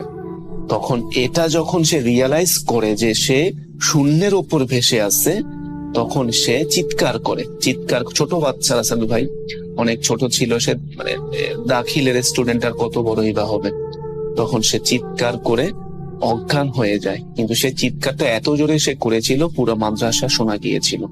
তখন পাশেই সুপার হুজুরের রুম ছিল, যিনি তাদের মুহাদ্দিস, যিনি তাদেরকে হাদিস পড়াতেন, তিনি চিৎকারটা শুনতে পান এবং তিনি চিৎকারটা শুনে তিনি মাদ্রাসার দারোয়ান এবং আরো 2-1 ছাত্র ছিল সেখানে, তাদেরকে সহ তার রুমের কাছে গিয়ে দেখেন রুমটি লক করা। তো দারোয়ানকে বলে, দারোয়ান তুমি রুমটাকে ভেঙে ফেলো, তারপর রুমটা খুলো। তখন দারোয়ান এক ধাক্কা দিয়ে রুমটা মানে ভেঙে ফেলার মতো করে রুমটাকে খুলে ফেলার পরে দারোয়ান সহ সবাই এবং ওই সুপার হুজুর দেখতে পেলেন যে বাচ্চাটা মাটিতে বা ছেলেটা মাটিতে অজ্ঞান হয়ে পড়ে আছে এবং তার মুখ দিয়ে ফেনা উঠতেছে। প্রচন্ড ভয় সে পেয়ে, সারা শরীর কাঁপছে। তখন হুজুরা দোয়া কালাম পড়ে সূরা কালাম তেলাওয়াত যেটুকু ওনারা করে ফু দিয়ে একটু পানি খাইয়ে ছেলেটার সেন্স আনার চেষ্টা করে। তো প্রায় আধা ঘন্টা পর ছেলেটার একটু সেন্স আসার পরে ছেলেটাকে জিজ্ঞাসা করা হয় যে কি হয়েছে, তুমি কেন এত ভয় পাইলা? তখন ছেলেটা সবকিছু খুলে বলার পরে ওই যে হুজুরটা তাদেরকে মুহাদ্দিস ছিল, যিনি তাদের ক্লাসের মধ্যে অস্বাভাবিক আচরণ করতেন বলে সবাই তাকে ডিস্টার্ব করত, ওই হুজুরটাই কিন্তু মাদ্রাসার সুপার এবং তিনি ওখানে ছিলেন। তো উনি ঘটনাটা ছেলেটাকে বলার পরে বলেন, দেখো বাবা, আমি যখন তোমাদের ক্লাস করাই আমার পিছনে প্রায় 40 থেকে 50টা জিন এসে আমার ক্লাস করে, ওরা আমার ছাত্র। তো তোমরা ওদেরকে দেখো না, কিন্তু আমি দেখি ওরা আমার পিছনে বসে এবং তোমরা আমার সামনে বসো। কাজেই আমি যে সকল পড়াগুলো পড়াই ওরা সেই পড়াগুলো শিখে, ওরা জ্ঞান অর্জন করছে, ওরা আলেম হচ্ছে, ওরা মুসলিম জিন। কাজেই তোমাদের পড়া শেষ করে আমি ওদেরকে পড়া বোঝানোর জন্য পিছনের দিকে ফিরে তাকাতাম, কিন্তু ব্যাপারটা তোমরা ভালোভাবে দেখোনি, তার জন্য তোমরা আমাকে রাস্তাঘাটে অনেক অপদস্থ করেছো, অনেক আজে বাজে নাম তোমরা ডেকে আমাকে অপমান করার চেষ্টা করেছো। আমি মনে কষ্ট পাইনি, কিন্তু আমার সেই জিন ছাত্রগুলো যেগুলো ওরা মনে কষ্ট পেয়েছে এবং মনে কষ্ট পেয়ে ওরা আজকে তোমাকে একটু ভয় দেখিয়েছে। তো এই ঘটনাটি যখন ছাত্রটাকে বলা হয়, ছাত্রটা প্রচন্ড ভয় পায় রাসেল ভাই, ভয় পাওয়ারই কথা। তো সে হুজুরের কাছে মাপ চাওয়ার পরে হুজুর তাকে মাফ করে দেন এবং সে আর ওই ছাত্রাবাসে থাকার কোনো সাহস তার হয় না। সে ঈদের ছুটি ছিল তার, তাই সে তার মালসামানা নিয়ে পরদিনই সে তার বাড়ি রওনা হয়ে যায় রাসেল ভাই। তো রাসেল ভাই, এই হচ্ছে ঘটনা। তো আমার জানা এরকম অনেক মাদ্রাসা এবং অনেক শিক্ষা প্রতিষ্ঠানও কিন্তু রয়েছে, যে সকল কলেজ, মাদ্রাসা বা বিশ্ববিদ্যালয়ও আছে আমার জানা মতো, আমি নাম বলতে চাচ্ছি না। পাকিস্তানেও আছে, বাংলাদেশেও আছে কিছু ভার্সিটি যেখানে জিন জাতিরা মানুষের রূপ ধরে লেখাপড়া করছে। এবং কুমিল্লার সৈয়দপুর যে মাদ্রাসাটা, সেই মাদ্রাসায় কিন্তু প্রায় 200 থেকে 250 জিন কিন্তু মানুষের রূপে লেখাপড়া করছে। তো হয়তো আমরা সেগুলো দেখি মানুষের মতো, কিন্তু তারা আসলে কিন্তু মানুষ নয়। তো রাসেল ভাই, এই ছিল ঘটনাটি একদম সত্যি। অবশ্যই আপনার যদি ভালো লাগে আশা করি প্লে করবেন এবং দোয়া করবেন। আসসালামু আলাইকুম। আপনাদের সবাইকে আমন্ত্রণ জানাচ্ছি ভূত.com-এ। আশা করছি সবাই ভালো আছেন এবং ভালোর দলে আছেন। আমি রাসেল আছি আপনাদের সাথে এবং আজকে একটা স্পেশাল এপিসোড। আমাদের যারা মডারেটর আছেন তারা বাসা থেকে বের হয়েছেন এবং ভূত.com-এর এই স্টুডিওতে হাজির হয়েছেন, তাদের সেই ভালোবাসার জায়গা, এবং সেখানেই তারা তাদের ঘটনাগুলো শেয়ার করতে চান। আমার সাথে এই মুহূর্তে বসে আছেন যারা আপনার সাথে রেগুলার কথা বলেন, 3 জন আছেন। তাদের কাছ থেকে আমরা এক একে শুনবো এবং একজন এসেছেন তার মধ্যে আরিফ যশোর থেকে। তো আমরা সবার সাথেই কথা বলবো। আমার মনে হয় যে আজকের সময়টা আপনাদের ভালো কাটবে। যদি আপনাদের কোনো প্রশ্ন থাকে তাহলে আপনারা জানাতে পারেন ফেসবুকে, যদি আপনাদের কোনো ঘটনা থাকে তাহলে আমাদের ইমেল করতে পারেন। আমাদের ইমেল অ্যাড্রেস হচ্ছে russell.booth.com@gmail.com, which is russell.bhooth.com@gmail.com। আমরা চলে যাব আমাদের পরের ঘটনায়। তো এখন আমাদের যে গেস্ট রয়েছেন তার নামটা আমরা একটু জানবো। আপনার নামটা প্লিজ একটু বলবেন। আসসালামু আলাইকুম লিসেনার, আমি আরিফুল ইসলাম, বুথ.com এর যশোর জেলার মডারেটর। আপনি যশোর জেলার মডারেটর এবং আপনি যশোর থেকে অনেক কষ্ট করে এসেছেন এবং আপনি অনেক রিস্ক নিয়ে এসেছেন বলবো, এবং আপনি চমৎকারভাবে একটা ঘটনা বলছিলেন বাইরে, যে ঘটনাটা আমরা শুনছিলাম। এই ঘটনাটি যদি একটু বলতেন আমাদেরকে। তো লিসেনার, ইতিমধ্যে হয়তো বুথ.com এ আমার পাঠানো সেই শ্মশানের ভিডিওটি অনেকেই দেখে থাকবেন। আমি আজকে যে ঘটনাটি শেয়ার করব আপনাদের সাথে, ঘটনাটি ঠিক ওই শ্মশানকে কেন্দ্র করে ঘটা। তো আপনাদের ইতিমধ্যে আমি সেই শ্মশানের ভয়াবহতা সম্পর্কে অনেকটাই পরিচিত করেছিলাম সেই ভিডিওতে। তো চলুন শুরু করা যাক সেই ঘটনাটি। ঘটনাটি যার সাথে ঘটে তার নাম হচ্ছে দিলীপ। আসলে তার রিয়েল নাম সে আসলে বলতে চায় না, তো তার ধরে নেওয়া যায় একটা ছদ্মনাম দিলীপ। তো দিলীপ উনি হচ্ছে পেশায় একজন জেলে, উনি সনাতন ধর্মেরই একজন মানুষ। তো পরবর্তীতে আমি ওনার সাথে কথা বলি এবং কথা বলে ওনার থেকে আমি ঘটনাটি কালেক্ট করি। তো উনি যেভাবে আমাকে ঘটনাটি বলেছে আমি আপনাদেরকে ঠিক সেভাবেই বলার চেষ্টা করব ইনশাআল্লাহ। তো চলে যাই ঘটনায় প্লিজ। উনি যেভাবে বলেছে সেটা হচ্ছে যে উনি হচ্ছে পেশাগত কারণে উনি পেশায় জেলে, তো হচ্ছে জাল টানার কাজে ওনাকে বিভিন্ন জায়গায় যেতে হতো। ঘটনাটি যেই দিন ঘটে সেদিন হচ্ছে অমাবস্যা রাতের ঘটনা আসলে। তো উনি হচ্ছে তার আগের দিন একটি কাজ পায় যশোর জেলার কোনো একটি প্রজেক্টে, মাছের প্রজেক্টে জাল টানার। তো তার কাজটি হচ্ছে যে সেখানে গিয়ে সে জাল টানবে এবং মাছ ধরে মালিক পক্ষকে বুঝে দেবে, এবং মালিক পক্ষ সেই মাছগুলো খুলনায় রূপসাঘাটে বিক্রির উদ্দেশ্যে পাঠাবে রাতে। তো রীতিমতো উনি এবং ওনার সাথে যে কাজ করে কয়েকজন সহকর্মী পাশের গ্রাম রূপদিয়াতে থাকে। তো সেখান থেকে তারা ডিসিশন নেয় যে পরবর্তী দিন দুপুর 12টা নাগাদ সেই প্রজেক্টে যাবে জাল টানতে। তো ঘটনাটি হচ্ছে যে তারা যে টাইমে যাবে তাদের গ্রামের ওখান থেকে যে স্পটটি আসলে যেখানে সে কাজ করতে যাবে তার মোটামুটি ডিস্টেন্স হচ্ছে সাইকেল যোগে যেতে হয় 2 থেকে 3 ঘন্টা লাগে। 2 থেকে 3 ঘন্টা লাগে। আর সেই সময় আপনারা অনেকেই জানেন যে আজ থেকে প্রায় 10 বছর আগের ঘটনা এটি। তো আপনারা মোটামুটি হয়তো অনেকেই জানেন যে সেই সময় সাইকেলে ছিল একমাত্র নির্ভরযোগ্য যাতায়াতের মাধ্যম। তো সাইকেল নিয়ে তারা হচ্ছে ডিসিশন নেয় যে পরের দিন তারা সেই প্রজেক্টে জাল টানতে যাবে সাইকেল নিয়ে। তো যেই ভাবা সেই কাজ, তারা হচ্ছে তার সহকর্মীকে নিয়ে পরের দিন সেখানে তারা সেই স্থানের উদ্দেশ্যে রওনা দেয় আসলে কাজ করতে। তো তার সাথে সহকর্মীদের সাথে একটা আলোচনা করে যে তারা দুপুরের খাবারটা সেই স্থানে পৌঁছে খেয়ে নিবে এবং তাদের খাওয়া দাওয়া শেষে তারা হচ্ছে জাল টানার কাজটি করবে।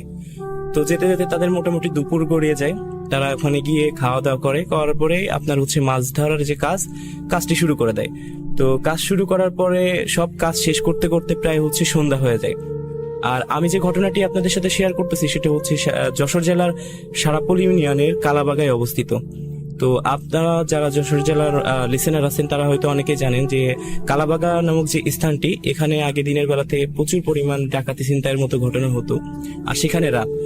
তো যেহেতু তাদের হচ্ছে কাজ শেষ করতে করতে সন্ধ্যা হয়ে যায়, তো তারা একটু চিন্তায় পড়ে যায়, যেহেতু তারা যে রাস্তা দিয়ে আসবে সেটা হচ্ছে দিনের আলোতে, সেখানে হচ্ছে বিভিন্ন ছিনতাই বা ডাকাতি এই ধরনের ঘটনা ঘটতো। তো তাদের কাছে জাল এবং কিছু জিনিসপত্র থাকে, সেগুলো নিয়ে তারা চিন্তিত। তো তারা দেরি না করেই সে এবং তার সহকর্মীরা তাদের বাসার উদ্দেশ্যে রওনা দেয় সন্ধ্যাবেলায়। তো দিতে দিতে মোটামুটি কিছুটা রাত হয়। তো তারা যেখান থেকে আসবে, আগে বলে রাখা ভালো সেটা হচ্ছে তার সাথে যে সহকর্মীগুলো আছে তাদের বাসা হচ্ছে পাশের গ্রাম রূপদিয়াতে, আর তার বাসাটি হচ্ছে ঘুটো গ্রামে। তো দুইজন তাদের হচ্ছে সহকর্মীরা যাবে হচ্ছে ডান দিকের রাস্তায় এবং তার বাকিটা গ্রামের রাস্তা তাকে একাই যেতে হবে সেই শ্মশানের সামনে দিয়ে। তো যেভাবে সেই কাজ, তারা হচ্ছে বাসার উদ্দেশ্যে রওনা দেয়। রওনা দেওয়ার পরে তারা যখন আস্তে আস্তে তাদের যে নির্ধারিত স্থান সেই রাস্তার মোড়ে চলে আসে, সেখান থেকে তাদেরকে আলাদা যেতে হবে। তাদের সহকর্মীরা হচ্ছে ডান দিকের রাস্তায় যাবে এবং যে দিলীপ উনি যাবে হচ্ছে বাম দিকের রাস্তায়।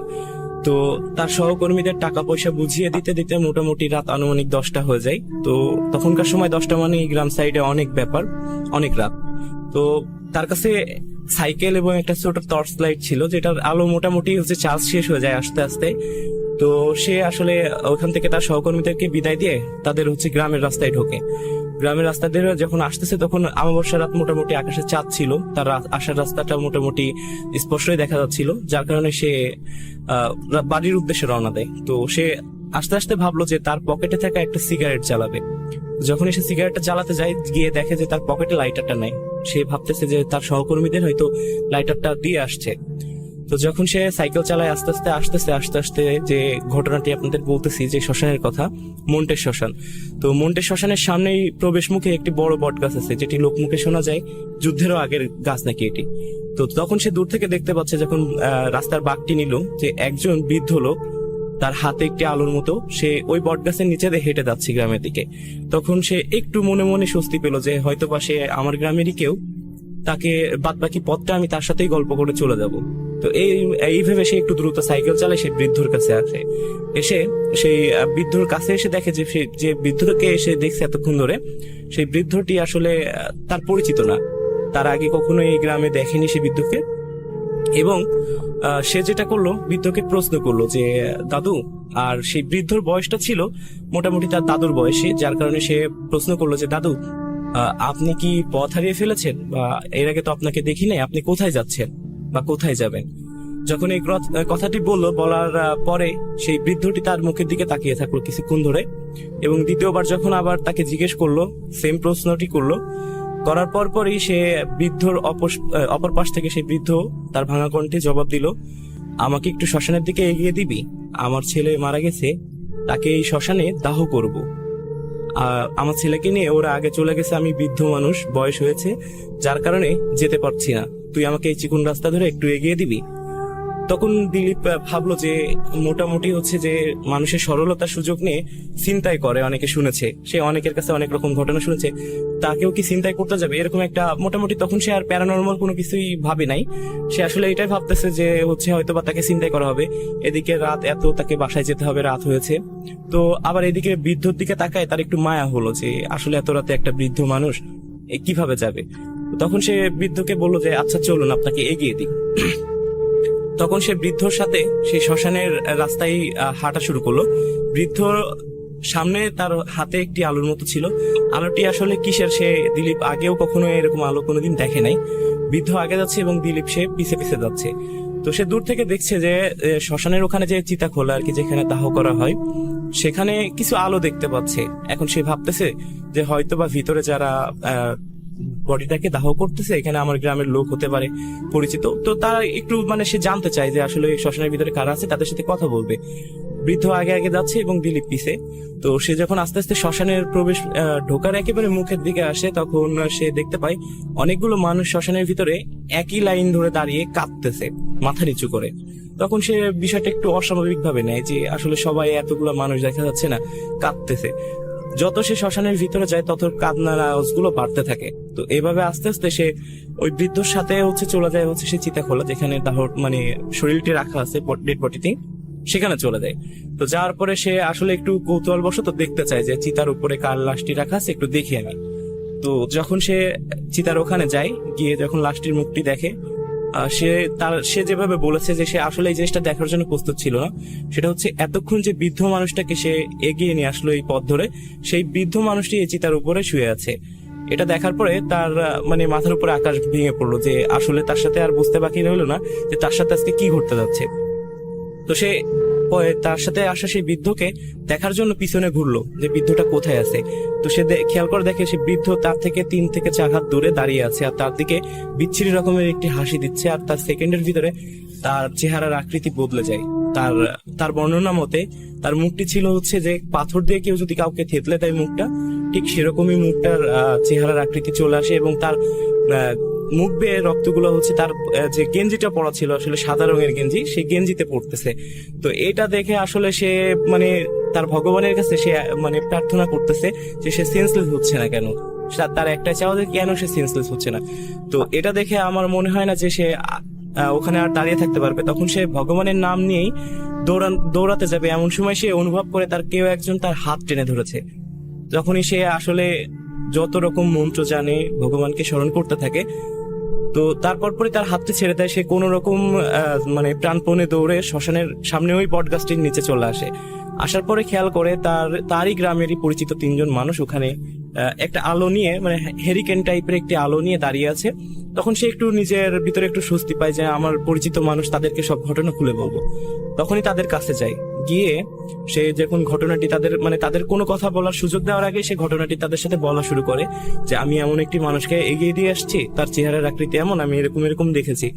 যখনই সে তার বলাটা শেষ করে, তাদের ভিতর থেকে একজন সেই হেরিকেনের আলোটি তার মুখের দিকে ধরে দিলীপকে বলতে থাকে, দিলীপ দেখ তো হচ্ছে তাদের চেহারা আমাদের মতো কিনা।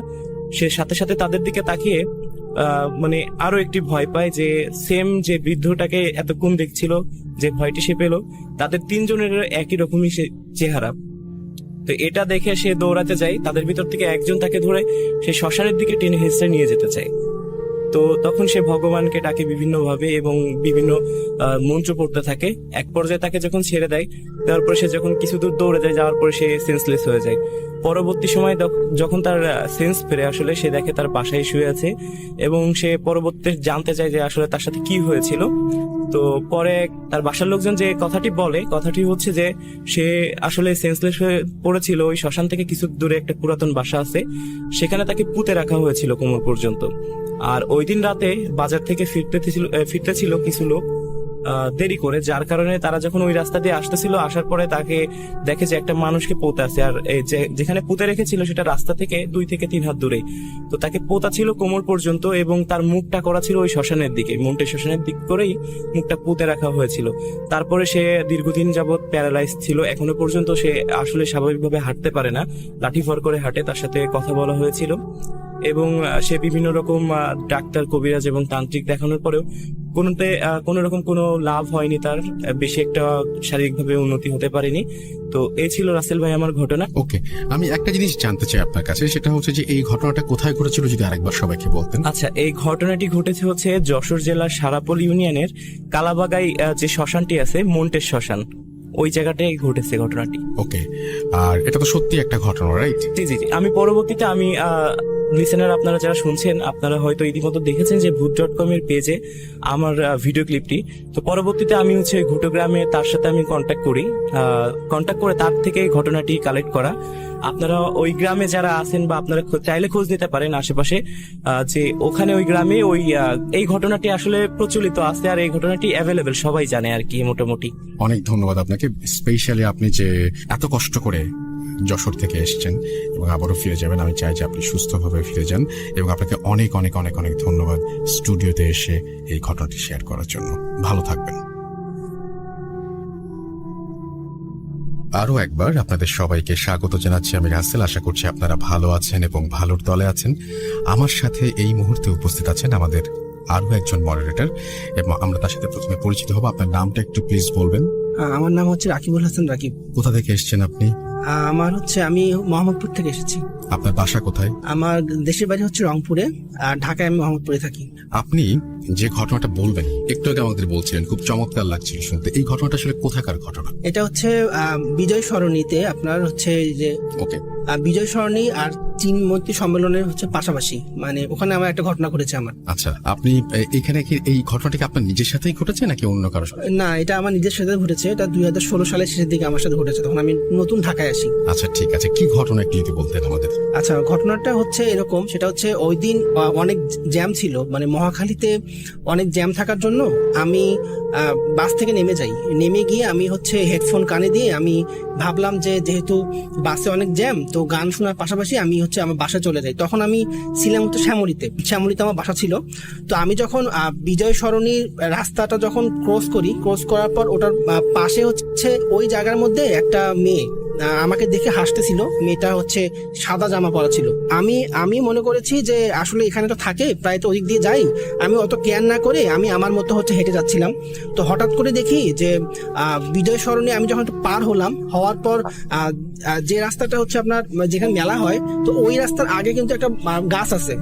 ওই গাছের মধ্যে আমি দেখি যে ওই সেম মেয়েটাই, মানে সাদা জামা পরা ছিল, আমাকে দেখে হচ্ছে ও হাসতেছে অনেক। তো আমি এটা দেখে প্রচন্ড ভয় পেয়ে যাই। তো আরেকটা জিনিস আমি এটা দেখে অবাক হয়েছি, সেটা হচ্ছে ওই রোডটা সবসময় হচ্ছে অনেক বিজি থাকে। তো হুট করে আমি দেখি যে রাস্তায় কোনো গাড়ি বা মানুষজন কিছু নেই। তো আমি যখন খুব ভয় পেয়ে যাই, আমি রাস্তা যখন পার হতে যাই, তখন অনেক জোরে একটা গাড়ির শব্দে আমি রাস্তায় পড়ে যাই। তো পড়ে গিয়ে যখন দেখি যে রাস্তা দিয়ে একটা মানে গাড়ি আসছিল এবং আমাকে দেখে অনেক জোরে ব্রেক ধরছিল।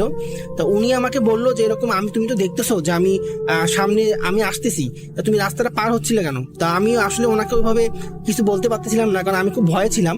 তো আমি যাই হোক ওভাবে আমি যখন সামনে যাই, দেখি যে সেম ওই মেয়েটা হচ্ছে আমার দিকে দেখে অনেক হাসতেছে এবং ও সাদা জামা পরে আছে। তো আমি এমন ভয় পেয়ে যাই যে আমি ওখানে রাস্তার মধ্যে বসে যাই। তো কিছুক্ষণ পর দেখি যে একটা লোক আসতেছে। তো আমি ওই লোকটাকে বললাম যে আমার শরীরটা অনেক খারাপ লাগতেছে, আমাকে একটু কাইন্ডলি হচ্ছে সামনের দিকে নিয়ে যান। তো আমি আমার বন্ধু বান্ধবদেরকে ফোন দিই, বন্ধুদেরকে ফোন দেওয়ার পর ওদেরকে বলি যে আমাকে এসে যেন নিয়ে যায়। তো আমাকে যখন ওরা এসে নিয়ে গেছে, আমি বাসায় গিয়ে পরে সেন্সলেস হয়ে যাই। পরে আমার বন্ধুরা আমার দেখাশোনা করে আমাকে হচ্ছে মানে ভালো করে তোলে। এটাই ছিল আমার ঘটনা। এই যে ভয় পেলেন, এই ভয়টা কেন পেয়েছিলেন আসলে, মানে কি কারণে আপনার এই ভয়টা লাগলো? ভয়টা লেগেছিল হচ্ছে ভাইয়া, কারণ ওখানে আমি যখন প্রথমে দেখেছিলাম মেয়েটাকে, আমি ভেবেছিলাম যে নেচার আসলে ওই জায়গায় এমনি অনেক মেয়ে থাকে, কিন্তু আমি মেইনলি ভয় পেয়েছিলাম যখন ওই সেম মেয়েটাকে আমি গাছের উপর হচ্ছে দাঁড়িয়ে থাকা দেখি। সেটা আপনার কাছে অস্বাভাবিক? হ্যাঁ, এটা আমার তো অস্বাভাবিক লাগে। আরো অস্বাভাবিক লাগে হচ্ছে বিজয় শনি রাস্তাটা সবসময় হচ্ছে অনেক গ্যাদারিং থাকে, কিন্তু মানে আমি দেখতেছি কোনো গাড়ি নেই। বাট আমি যখন রাস্তা পার হইতে যাই তখন দেখি যে একটা মানে গাড়ি হচ্ছে, মানে গাড়ির শব্দে আমি হচ্ছে ভয় পড়ে যাই। মানে আমি কোনো গাড়ি বা মানুষ কিছু দেখতেছিলাম না রাস্তা দিয়ে ওই সময়টা। ওকে, থ্যাংক ইউ সো মাচ আপনার ঘটনা শেয়ার করার জন্য। আপনাকে অনেক ধন্যবাদ। আশা করছি যে এই ঘটনাটা যেমনই হোক না কেন, আপনারা যদি ওই রাস্তা দিয়ে কেউ যান, আপনাদের হয়তো ওই সময়ে এই ঘটনাটা মাথায় কিছুটা হলেও আসবে এবং আপনিও হয়তো নিজের অগোচরেই ওই রকম মানুষটিকে খুঁজে বেড়াবেন, যেই মানুষটিকে আসলে আমাদের এই মডারেটর দেখেছিলেন এবং তিনি যে মানুষটির সাথে তার দেখা হওয়ার ফলে তার জ্ঞান হারিয়েছিলেন, প্রচন্ড ভয় পেয়েছিলেন এবং তাকে আবার সুস্থ করতে হয়। সেই মানুষের সাথে যে কোনো একদিন হয়তো আপনাদেরও দেখা হয়ে যেতে পারে এবং দেখা হলে প্রথম যে কাজটা করবেন আমাদের জানাবেন। আমাদের ইমেল অ্যাড্রেস হচ্ছে russell.booth.com@gmail.com। পাঠিয়ে দিন আপনার ঘটনা, আমরা আছি আপনার সাথে। আমরা চলে যাব আমাদের পরবর্তী ঘটনায়। Welcome back. আরও একবার আপনাদের সবাইকে স্বাগত জানাচ্ছি আমি রাসেল, এবং আপনারা নিশ্চয়ই জানেন, তারপরেও আর একবার বলি যে আমাদের ইমেল অ্যাড্রেস হচ্ছে russell.booth.com@gmail.com। আপনার নাম, ঠিকানা এবং ফোন নাম্বার সহ আপনার জীবনে ঘটে যাওয়া বা আপনার জানা সেরা ঘটনা লিখে পাঠান আমাদের কাছে। ঘটনার শুরুতে অবশ্যই উল্লেখ করুন যে ঘটনাটি আপনি স্টুডিওতে এসে শেয়ার করতে চান, নাকি আপনি চান আপনার ঘটনা আমরা পড়ে শোনাই। যারা দেশের বাইরে রয়েছেন তারা সরাসরি অডিও ক্লিপ পাঠাতে পারেন বা লিখেও পাঠাতে পারেন ঘটনাটি, এটা কমপ্লিটলি আপনার ব্যাপার। আপনারা সবাই আমাদের হয়তো কুমিল্লার যে হন্টেড প্লেসের যে লাইভটা সেটা দেখেছিলেন এবং আমাদের মডারেটরদের মধ্যে একজন সেটা করেছিলেন। তিনি হচ্ছেন রিফাত, এবং সেই রিফাত আজকে আমার সঙ্গে এই মুহূর্তে আছে এবং রিফাতের একটা ঘটনাও আছে যে ঘটনাটা সে শেয়ার করতে চায়। দেখি সেই ঘটনাটি সেই কুমিল্লা রিলেটেড নাকি অন্য কোনো জায়গার, আমরা সেটা তার কাছ থেকে জানবো। এবং রিফাত আসলে বলছিলেন যে ওর বাসায় ও শুধুমাত্র একা বিশ্বাস করে এগুলো, আর বাবা মাকেও বিশ্বাস করেন? আচ্ছা, আর কেউ বিশ্বাস করেন না। তো বাবা মাকেও বিশ্বাস করেন না, শুধু রিফাত একা বিশ্বাস করেন। তো রিফাতের আজকে যে ঘটনা, সেই ঘটনাটা কি নিয়ে বা কি বিষয়ে শুনবো আমরা? আসসালামু আলাইকুম লিসেনার্স, আমি রিফাত আছি আপনাদের সাথে, mood.com এর মডারেটর। তো আমার ঘটনাটা হচ্ছে সিলেটে হয়েছিল, যেটা আমার ফ্রেন্ডরা মিলে আমরা সবাই গত বছরে সিলেট ট্যুরে গিয়েছিলাম। সিলেট ট্যুরে যাওয়ার পরে আমরা ওখানে ফার্স্ট 3 days আমরা থাকি। তো লাস্ট ডেতে আমাদের প্ল্যান ছিল যে আমরা বিছানাকান্দি ঘুরতে যাব। তো আমরা আগে অনেক শুনেছিলাম যে ট্যুরের যেসব গ্রুপগুলো আছে ফেসবুকে, যে সিলেটের হাইওয়েতে অনেক হন্টেড স্টোরি রয়েছে, হরর রিলেটেড প্যারানর্মাল অ্যাক্টিভিটিস হয়ে থাকে। তো আমি আমার ফ্রেন্ডরা যে প্ল্যানটা ছিল যে আমরা সকালে উঠে আমরা ভোরবেলায় চলে যাব বিছানাকান্দি, যেহেতু একটা লং জার্নি সিলেট সিটি থেকে। তো আমাদের প্ল্যান ছিল যে সকালে যাওয়া, কিন্তু দেখা গিয়েছে যে আমরা অনেক রাত জাগার কারণে আমরা সকালবেলা উঠতে দেরি হয়ে যায়। তো আমরা দুপুরের দিকে আমরা বিছানাকান্দির দিকে রওনা করি। তো আমরা যখন একটা সিএনজি ভাড়া করেছিলাম, সিএনজি ভাড়া করে আমরা রওনা করেছিলাম। তো আমরা বিছানাকান্দিতে পৌঁছাতে বিকাল হয়ে যায়। তো বিকাল হয়ে যাওয়ার পর আমরা ওখানে গিয়ে দেখি যে যেখানে টলার ঘাট রয়েছে, টলার ঘাটে গিয়ে দেখি যে আমরা ওখানে যাচ্ছি আর অলরেডি ওখানকার মানুষ যারা টুরিস্ট ছিল তারা ওখান থেকে ব্যাক করছে, আর আমরা গিয়েছি একবারে লাস্ট মোমেন্টে। তো আমরা যখন যাই তখন আমরা টলারের নেগোসিয়েশন কমপ্লিট করে টলার রেন্ট করে আমরা হচ্ছে বিছানাকান্দির উদ্দেশ্যে রওনা দিই। আমরা বিছানাকান্দি পাশাপাশি আমরা আরেকটা জায়গায় যাওয়ার প্ল্যান করি, যে টলার যে পান্থুমাই নামে একটা জায়গা রয়েছে, সেটা বিছানাকান্দি থেকে কিছুটা দূরে। তো আমরা পান্থুমাইতে যাওয়ার প্ল্যান করলাম। তো তো আমরা 4-5 জন ছিলাম, সাথে আরেকজন ছিল আমাদের, ওনাকে আমরা ওখানে পেয়েছিলাম, ওনাকে ওখান থেকে নিয়ে আমরা ট্রলারটা একসাথে আমরা করেছি, রেন্ট করেছি। তো আমরা বিছানাকান্দি ঘুরতে ঘুরতে দেখা গেছে অলমোস্ট সন্ধ্যা হয়ে গেছে। তো ওখানে নিয়ম হচ্ছে, সরকার যে নিয়ম যে বিছানাকান্দি থেকে আগে আগে ব্যাক করা লাগে, যে 5টার ভিতরে ব্যাক করতে হবে। তো সব ট্রলার যখন ব্যাক করছিল, তো আমরা বিছানাকান্দিতে একটু টাইম পাস করে আমরা পান্থুমায়ের উদ্দেশ্যে রওনা দিই। কারণ পান্থুমাইতে আপনারা জেনে থাকবেন যে একটা খুব সুন্দর একটা ঝর্ণা রয়েছে ইন্ডিয়ার, ওটা দেখতে পাওয়া যায় গেলে। তো আমরা ট্রলার ওলাকে মানে কোন ট্রলার যে ছিল উনিও কিছু আমাদেরকে বলে না, যে ড্রাইভার ছিল সে আমাদের কিছু বলছে না যে এখানে গেলে প্রবলেম হয়। সে তার মানে ইনকামের কারণে সে মেবি এটা বলবে না, কারণ তাকে কম টাকা দিব ওখানে না নিয়ে যাওয়া হয়। সে আমাদেরকেও নিয়ে যায়। আমরা দেখছি যে সব ট্রলার চলে যাচ্ছে ট্রলার ঘাটের দিকে, আর আমরা যাচ্ছি পান্থুমার দিকে, অমনি আমরা একাই ছিলাম। তো যেতে যেতে প্রায় বেজে যায় সন্ধ্যা 6টা পান্থুমায়। তার ওখানে ওই টাইমটা খুবই রিস্কি। তো ওখানে চারপাশে পাহাড় আর নদীর মাঝখানে। তো ওখানে যে ছোট একটা গ্রাম রয়েছে, ওখানে আমরা যখন যেতে থাকি তখন বর্ষার সিজন ছিল, তো তখন পানি ছিল অনেক। তো ট্রলারটা যাওয়ার সময় অনেকগুলো প্রবলেম ফেস করে, যেমন ট্রলারটা থেমে যায়। তো আমরা যেতে যেতে যখন সন্ধ্যা হয়ে যায়, তখন ট্রলারও বলো যে ভাইয়া আপনারা একটু তাড়াতাড়ি করে ওখানটা ঘুরে এসে পড়েন, তারপর আমরা চলে যেতে হবে। আমরা যেতে যেতে ওখানে অনেক সন্ধ্যা রাত প্রায় হয়ে যায়, 7টা বেজে যায় পান্থুমাই থেকে। তো খুবই রিস্কি একটা প্লেস। তো আমরা যখন ব্যাক করছি তখন দেখছি যে ট্রলারের অবস্থা খুবই খারাপ। মানে সে যে ড্রাইভ করছে সে বলছে আমি কখনো জীবনে এখানে সন্ধ্যার পর ছিলাম না, আমরা ফর দ্য ফার্স্ট টাইম আমি এখান থেকে যাচ্ছি, আমার এটা ফার্স্ট এক্সপিরিয়েন্স। তো এখানে অনেক ভয়ঙ্কর জিনিস ঘটে থাকে এই নদীতে। তো আমাদের কথা হচ্ছে আমরা প্যারানর্মাল কিছুই ভাবি না, আমরা সব চিন্তা ছিলাম যদি কোনো ডাকাত হাইজ্যাক করে অথবা কিছু করে তার জন্য। তো যখন আমরা ব্যাক করছিলাম, তো আমরা ফার্স্টে হচ্ছে আমরা অনেক দূর হেঁটে আমরা ট্রলারটা পাওয়ার পর আমরা উঠাতে তখন অলরেডি রাত হয়ে গিয়েছে। তো আমাদের সাথে যে একজন এসেছিল সেও হচ্ছে ঢাকার একজন ছিল। তো উনি একটু সিনিয়র ছিল, তো উনি আমাদেরকে বললো যে সমস্যা নাই, আমরা আস্তে আস্তে সবাই দোয়া করতে করতে আমরা ইনশাল্লাহ চলে যাব। প্রায় 1 ঘন্টার জার্নি ট্রলারের। তো যখনই আমরা ট্রলারে যাচ্ছিলাম, তো রাতের বেলা কিছুই দেখা যাচ্ছিল না আশপাশে। তো আমাদের ট্রলারটি একটু পরপরই মানে কোনো একটা চরে আটকে যাচ্ছিল অথবা উঁচু কোনো বালুস্থানে আটকে যাচ্ছিল। তো এটার জন্য আমরা খুব ভয় পাচ্ছিলাম, বারবার ট্রলারটা আটকে যায়। তো একটা সময় কি ট্রলারটা জোরে হঠাৎ একটা অনেক বড় একটা বাড়ি খায়। কি কারণে বাড়ি খায় আমরা কোনো কিছু বুঝতে পারিনি, ঝাঁকুনি খেয়েছিল। এদিকে আমাদের সিএনজি যে ছিল ড্রাইভারটা, সে যে ঘাটে ছিল, সে আমাদেরকে বারবার কল করছে যে ভাই আপনারা কোথায় আছেন, আমি তো এখানে বসে আছি, আপনাদের সিটিতে ব্যাক নিয়ে যাব, এখানে তো সব অফ হয়ে গেছে, সবাই অলরেডি ব্যাক করে ফেলেছে। কারণ ওখানে অলরেডি আগে থেকে সরকার থেকে নিষেধ আছে যে রাতের বেলা সন্ধ্যার পর কেউ থাকতে পারবে না বিছানাকান্দিতে।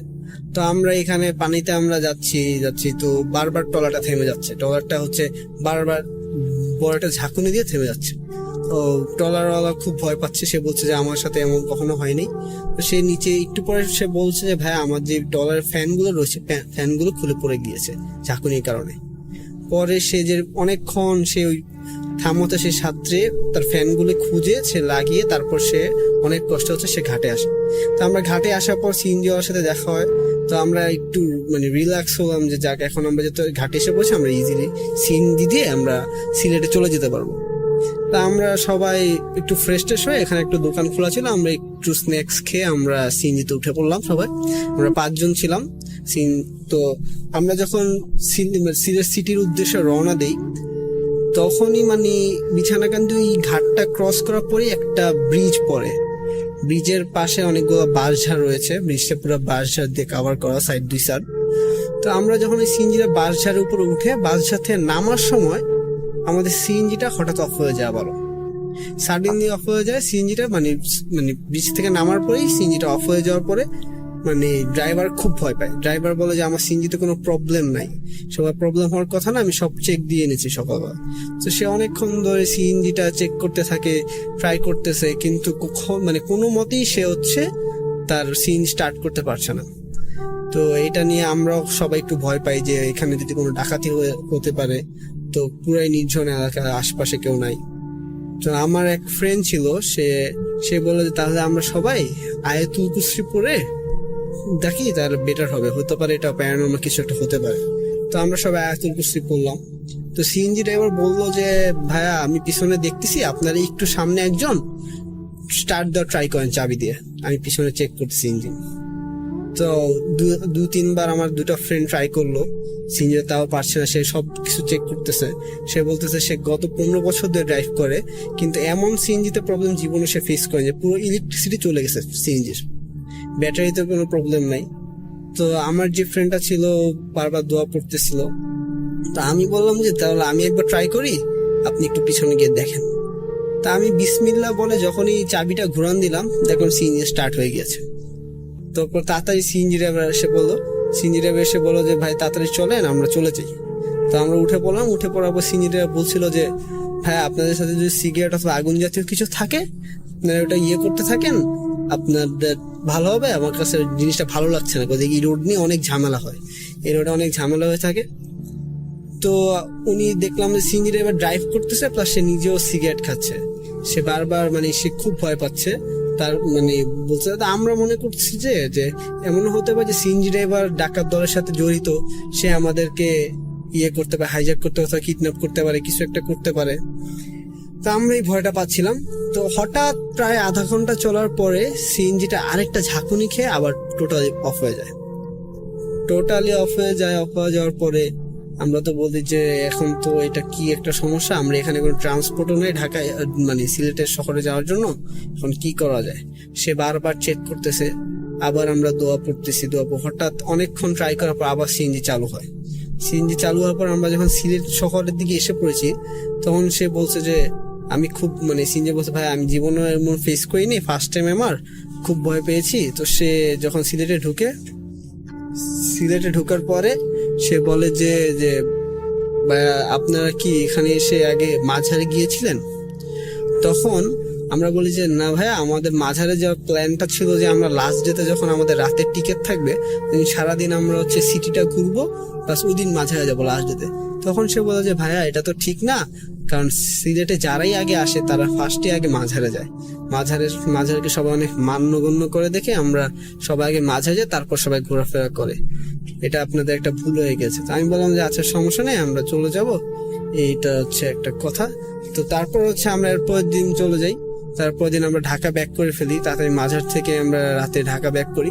তো ঢাকা ব্যাক করে সব ফ্রেন্ডদের সাথে ট্যুরের এই প্যারানর্মাল অ্যাক্টিভিটিটা আমরা সবার সাথে শেয়ার করতে থাকি। তো আমি আমার বাসায় যে টিচার ছিল, টিউটর, তার সাথে এই ঘটনাটা শেয়ার করি। তো সে আমাকে বলে কি, সে আমাকে ঘটনার মাঝখানে থামিয়ে বলে তোমাদের গাড়িও কি অফ হয়ে গিয়েছিল ব্রিজ থেকে নামার পরে? আমি বললাম যে জি স্যার, আমাদের গাড়ি অফ হয়ে গেছে। আপনি কিভাবে জানলেন? বলছে এই সেম স্টোরিটা আমার সাথে ঘটেছে। তারপর উনি দেখালো যে এরকম কাহিনী অনেকের সাথে ঘটেছে, অনেকেই ট্যুরে গিয়ে এরকম প্রবলেমটা ফেস করেছে বিছানাকান্দিতে। এটাই ছিল আমার স্টোরি। Thank you. অনেক ধন্যবাদ, এবং আশা করছি যে আপনাদের এই ঘটনাটা ভালো লেগেছে। এবং অনেক ধন্যবাদ রিফাত, কষ্ট করে স্টুডিওতে এসে ঘটনাটা শেয়ার করার জন্য। আশা করছি এতক্ষণ পর্যন্ত আপনারা এনজয় করেছেন এবং প্রতিটা মুহূর্ত এনজয় করেছেন, কারণ ওই মোমেন্টটা আসলে যদি ধরতে পারেন তাহলে আসলে আপনার কাছেও ঘটনাটা অনেক বেশি ভয়ঙ্কর লাগবে, সেটা খুবই স্বাভাবিক। এবং রিফাত স্টুডিওতে আসার জন্য অনেক ধন্যবাদ। আপনারাও যদি কেউ স্টুডিওতে আসতে চান বা সাহস করেন, ডেফিনেটলি আমাকে জানাবেন। এবং আমার ইমেল অ্যাড্রেস হচ্ছে russell.bhuth.com@gmail.com। নাম, ঠিকানা এবং ফোন নাম্বার সহ আপনার জীবনে ঘটে যাওয়া বা আপনার জানা সেরা ঘটনা লিখে পাঠান আমাকে। ঘটনার শুরুতে অবশ্যই উল্লেখ করুন যে ঘটনাটি আপনি স্টুডিওতে এসে শেয়ার করতে চান, নাকি আপনি চান আপনার ঘটনা আমরা পড়ে শোনাই। যারা দেশের বাইরে রয়েছেন তারা সরাসরি অডিও ক্লিপ পাঠাতে পারেন বা লিখেও পাঠাতে পারেন ঘটনাটি। আমার মনে হয় যে আমাদের সময় হয়েছে পরবর্তী ঘটনায় যাওয়ার। আমাদের সাথে থাকুন। আমাদের ফেসবুক পেজ ভিজিট করতে ভুলবেন না। ফেসবুক পেজে আপনারা চলে যান www.facebook.com/russell.স্বাধীন। আমরা ফিরে আসছি একটু পরে। Welcome back. আমাদের সঙ্গে আছেন এই মুহূর্তে আরিফ, এবং তিনি এসেছেন যশোর থেকে। আর একটু পরেই তিনি চলে যাবেন, তার ট্রেনও আছে। এর মাঝখানে আমরা চিন্তা করলাম যে তার কাছ থেকে আরেকটা ঘটনা আমি শুনছিলাম একটু আগে, আমার খুব ইচ্ছা করলো যে ঘটনাটা আপনাদের সামনে তুলে ধরি বা আপনাদের সাথে শেয়ার করি। তো আরিফ, আপনি বলছিলেন যে আপনি অনেক কিছু অনুমান করতে পারেন বা আপনি অনেক কিছু আগে থেকে বিপদ টের পান। এটা কতদিন ধরে আপনার এরকম হচ্ছে? জি, এটা হচ্ছে মোটামুটি 2 থেকে 3 বছর ধরে, তারও বেশি সময় ধরে আমি এই বিষয়টা আসলে অনুভব করি। আর এটা আমার সাথেই ঘটা ঘটনাটা। আসলে আমি কোন রকম কোনো বিপদ আসলে বা আমার কোনো সমস্যা হলে সেটা আগে থেকে আমি স্বপ্নে বুঝতে পারি বা স্বপ্ন দেখি যে আমার এই সমস্যাটা হচ্ছে। ইভেন আমি 2016 সালে যখন আমি একটা বাইক অ্যাক্সিডেন্ট করি, তার আগের দিন রাত্রে আমি স্বপ্ন দেখছি যে আমি গতকাল বা কয়েকদিনের ভিতরে বাইক অ্যাক্সিডেন্ট করছি।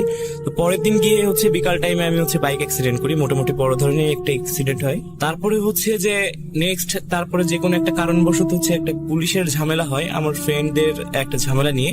তো তার আগের দিন রাত্রে আমি ঠিক স্বপ্নটা দেখি যে আমি পুলিশের কোনো একটা ঝামেলায় পড়তে যাচ্ছি। তো পরের দিন সকালবেলা হচ্ছে আমি এই প্রবলেমগুলো ফেস করি। আর সব থেকে বড় বিষয় হচ্ছে আমার সাথে যে ঘটনাটি ঘটে সেটা হচ্ছে আমি যখন নামাজ পড়তাম 5 ওয়াক্ত, ঠিক এশার নামাজের পরপরই আমার বাসায় ঢুকতে একটি সারা গাছ ছিল পুরাতন বাসায়। তো ওই সারা গাছের ওইখানে মোটামুটি একটু অন্ধকার থাকে। তো অন্ধকার থেকে একজন মুরব্বী মানুষ আর কি, দাড়ি টুপি পরা থেকে মোটামুটি খুবই পরিপাটি একজন মানুষ ওখান থেকে বের হয়, এবং আমি যখন নামাজ শেষ করে আসি এবং বাসায় ঢুকতে যাই, তো সেখানে এসে সে আমাকে লম্বা করে একটি সালাম দিত এবং জিজ্ঞেস করতো যে আমি কেমন আছি। তো তখন আমি নর্মালি তাকে অ্যাজ ইউজুয়াল উত্তরটা দিয়ে দিই যে আমি কেমন আছি, বা সালামের উত্তর নিয়ে বাসায় চলে যায়। তো এভাবে করতে করতে হচ্ছে আমি বাসায় গিয়ে হচ্ছে আমার মায়ের সাথে ঘটনাটি শেয়ার করি যে আমার একটা লোকের সাথে দেখা হয়, সে প্রতিদিন এরকম টাইমে আমার সাথে দেখা করে। তো সেই সময় আমার মা আমাকে বলে যে হচ্ছে তুমি নেক্সট টাইমে যদি তার সাথে দেখা হয় তুমি তাকে জিজ্ঞেস করবা যে সে তোমার কাছে কি চায় এবং কোথা থেকে এসেছে। কারণ এরকম নাকি অনেক কিছু শোনা যায় যে অনেক মানুষের রূপ নিয়ে অনেক কথা বলে বা ভালো মানুষ থাকে। তো আমি তারপর থেকে তাকে জিজ্ঞেস করার জন্য যখনই খুঁজি, বা তারপর থেকে আজও পর্যন্ত তার সাথে আমার কোনো রকম কোনো দেখা হয়নি। আর এই যে ঘটনাটা যে আমার কোনো সমস্যা বা বিপদ আসলে আমি দেখতে পাই, তো তারপর থেকে তাকে না দেখার পর থেকে আর কি এই ঘটনাগুলো মোটামুটি আমার সাথে ঘটতে থাকে, যে আমি আমার বিপদ আসলে আমি স্বপ্ন দেখতে পারি যে এগুলো হচ্ছে। আপনি বলছিলেন যে আপনি যে এলাকায় থাকেন সেই এলাকাটা সবচেয়ে বেশি হন্টেড, তো কেন আপনি এই কথাটা বলেন, মানে কি হয় সেখানে? আমার বাসাটা হচ্ছে বেসিক্যালি হচ্ছে যশোর জেলার চাষরা ইউনিয়নের। তো মোটামুটি লিসেনার যদি কেউ থাকেন চাষরা, তো আপনারা হয়তো জানেন যে চাষরা বাজার মোড়ের ওই সাইডটাতে হন্টেড প্লেস আসলে বেশি। আর বিশেষ করে হচ্ছে আমাদের ওইখানে যে বাসাটা যেখানে আর কি, তার আশেপাশে 3 সাইডে হচ্ছে কবরস্থান এবং অনেক বড় বাঁশবাগান আর কি। তো একটা সময় এই বাঁশবাগানে হচ্ছে যে দুপুর 1টা আজান দিলে আশেপাশে কোনো মানুষজন আর থাকতো না যারা মাঠে কাজ করতো। মোটামুটি একটা ভয় ছিল যে দিনের বেলাতে এই কাজগুলো অনেক সৌন্দর্য থাকলেও রাত হওয়ার সাথে সাথে আসলে তাদের ভয়াবহতা এই কাজগুলা বা এই জায়গাটা নিয়ে আসলে হচ্ছে থাকতো আর কি, মোটামুটি একটা ধারণা থাকতো মানুষের। আর কোনো ঘটনা আছে আপনার ওই এলাকার? আমার পাশের বাসার একজন চাচা উনি মারা গেছে আর কি, সঙ্গত কারণে আমি উনার নামটা বলতে পারছি না। তো এটা হচ্ছে যশোর জেলার হচ্ছে মোটামুটি একটা স্বনামধন্য বিদ্যুৎ কেন্দ্রের ঘটনা, যেটাতে আমি হচ্ছে নেক্সট একটা লাইভ করতে যাচ্ছি। সেখানে একটি সুইসাইড স্পটও আছে। তো ইনশাল্লাহ পরবর্তীতে সেই লাইভ বা ভিডিওটা আপনারা দেখতে পারবেন। তো ঘটনাটা আমি একটু আপনাদেরকে ছোট করে বলার চেষ্টা করি, যেহেতু আমি একটু পরে চলে যাব। ঘটনাটা হচ্ছে যে আমার যে চাচা, ওনার ছদ্মনামটা আমি একটু বলি, যে ছদ্মনাম ধরা যাক হচ্ছে মুন্সি। তো মুন্সি চাচা হচ্ছে যে বিদ্যুৎ কেন্দ্রের কথা বললাম, ওখানে উনি হচ্ছে বেসিক্যালি যে কাজটা করতো, উনি হচ্ছে একজন ছিল ইলেকট্রিশিয়ান, এবং হচ্ছে যে ইলেকট্রনিক্স যে ডিভাইস গুলো থাকে বিদ্যুৎ কেন্দ্রের, যেরকম ট্রান্সফর্মার, এই গোডাউনের একজন হচ্ছে রক্ষক ছিল, উনি গার্ড ছিল, নাইট গার্ড। তো উনি যে মারা গেছে, ওনার চাকরি রিটায়ার্ডের 4 বছর আগে মারা যায়। তো বেসিক্যালি উনি যে দীর্ঘদিন যাবত সেখানে চাকরি করে। তো ঘটনাটি হচ্ছে যে উনি প্রতি রাত্রে যখন ডিউটি দিত, সেদিন যে ঘটনাটি ঘটে সেদিনও সাধারণ দিনের মতো একটি দিন ছিল। তো উনি ডিউটি করতেছে এবং ওনার সাথে আরো 2 থেকে 3 জন ডিউটি করে। তো ডিউটি শেষে ওনাদের একটা রেস্টের একটা জায়গা আছে, সেটা হচ্ছে আমি যে সুইসাইড স্পটের কথা বলতেছি, যে ওর ভিতরে একটা পুরাতন রাজাদের বাসা আছে, এখানে মন্দিরও আছে, সেই মন্দিরটা হচ্ছে সুইসাইড স্পট। তো তার পাশে আসলে ওনাদের একটা ওয়াচ টাওয়ার মতো আছে, 1 তলা সমান উঁচু। তো ওখানে ওনারা হচ্ছে রাতে যখন ডিউটি করতো, তো রাতে ডিউটিকালীন হচ্ছে সময় ওনারা বিশ্রাম নিত, যখন ঘুম আসতো একটু ক্লান্ত লাগতো তখন ওনারা একটু বিশ্রাম নিত ওখানে। তো ঘটনাটা সেদিন স্বাভাবিক দিনের মতোই চাচা ডিউটি করতে যায়। ডিউটি করতে গিয়ে হচ্ছে উনি রাত আনুমানিক হচ্ছে 1:30 কি 2টা নাগাদ এরকম সময় হবে। পরবর্তীতে ওনার ফ্যামিলির কাছ থেকে শোনা ঘটনাটি, আসলে রাত 1:30 থেকে 2টা নাগাদ হচ্ছে উনি ওয়াচ টাওয়ারে যায় একটু রেস্টের জন্য। তো উনার সাথে থাকা যে সহকর্মীগুলো আছে ওনাদেরকে বলে যে তোমরা একটু ডিউটি দাও, আমি একটু ঘুমাইনি, তারপরে তোমরা হচ্ছে নির্দিষ্ট একটা সময় বলে দেয় যে তোমরা এই সময়টাতে এসে আমাকে ডাক দিও। তো আপনাদেরকে ঘটনা বলার আগে আমি একটু জায়গাটার একটু বর্ণনা দিই ছোটখাটো ভাবে। সেটা হচ্ছে যে যে স্পটটা হচ্ছে যে বিদ্যুৎ কেন্দ্র, তার দুইটা গেট আছে, একটা হচ্ছে আপনার পশ্চিম সাইডে আর একটা হচ্ছে দক্ষিণ সাইডে। তো এই দুইটা গেটের ডিস্টেন্স হচ্ছে 5 থেকে 7 মিনিট লাগে হেঁটে যেতে, এই মাথা থেকে ওই মাথা পর্যন্ত। তো তাদের হচ্ছে যে ডিউটিটা ছিল গোডাউনটা নিয়ে, আর প্লাস হচ্ছে যে তারা গেটের হচ্ছে পাহারা দিত। আর এই দুইটা গেটে হচ্ছে দুইজন করে গার্ডম্যান থাকতো। তো এখন হচ্ছে চাচা বেসিক্যালি চলে যায় তাদের থেকে বিদায় নিয়ে, যে সে একটু রেস্ট নিবে, তার ক্লান্ত লাগছে। আর একটা কথা বলে রাখি, সেটা হচ্ছে যে চাচা, মুন্সি চাচা, উনি শারীরিক দিক থেকে অনেক স্ট্রং ছিল। ওনার বয়স আসলে বোঝা যেত না, তারপরে উনি শারীরিক গ্রোথও ভালো ছিল। ওনাকে আমি আমার দেখা মতে কখনো আমি ওনাকে অসুস্থ হতে দেখিনি, ইভেন জ্বর ঠান্ডা বা এরকম নর্মাল যে সিমটম গুলো এগুলো দেখিনি। তো উনি হচ্ছে যখন ঘুমাতে যায়, সেখানে ঘুমাতে গিয়ে তখন রাত, আসলে টাইমটা আমি নির্দিষ্ট ভাবে বলতে পারছি না যেহেতু অনেক আগের ঘটনা। তো উনি ঘুমায় আছে, হঠাৎ করে উনি মধ্যরাতের দিকে ফিল করে যে উনার বুকের উপরে কোন একটা চাপ অনুভব করতেছে। তখন উনি মানে ঘুমন্ত অবস্থায় উনি অনুভব করতেছে। তো চাপের পরিমাণটা যখন বাড়ে, তখন উনি আসলে একটু তাকায়। উনি তাকানোর পরে যে জিনিসটা দেখে যে 3 থেকে 4 বছরের একটা বাচ্চা তার বুকের উপরে বসে আছে। এটা দেখার পরে সে মানে একটু দ্রুতই ঘুম ভেঙে যায়। আসলে আতঙ্কিত হয়ে ঘুম থেকে ওঠার পরে সেই বাচ্চাটাকে উনি 2 হাতে ধরে টিনের যে পাশে যে মানে যেহেতু যে ওয়াচ টাওয়ারটার কথা বলছি সেটা টিন দিয়ে তৈরি ছিল, তো সেই টিনের দিকে ছুঁড়ে মারার সাথে সাথে সেই বাচ্চাটা হচ্ছে যে তার দিকে তাকিয়ে রাগান্বিত ভাবে হামাগুড়ি দিয়ে তার দিকে আসতেছে আর বলতেছে যে তুই যে কাজটা করলি সেটা ঠিক করলি না, তোর অনেক বড় ক্ষতি হবে। তো যখন এই কথাটা বলার পরপরই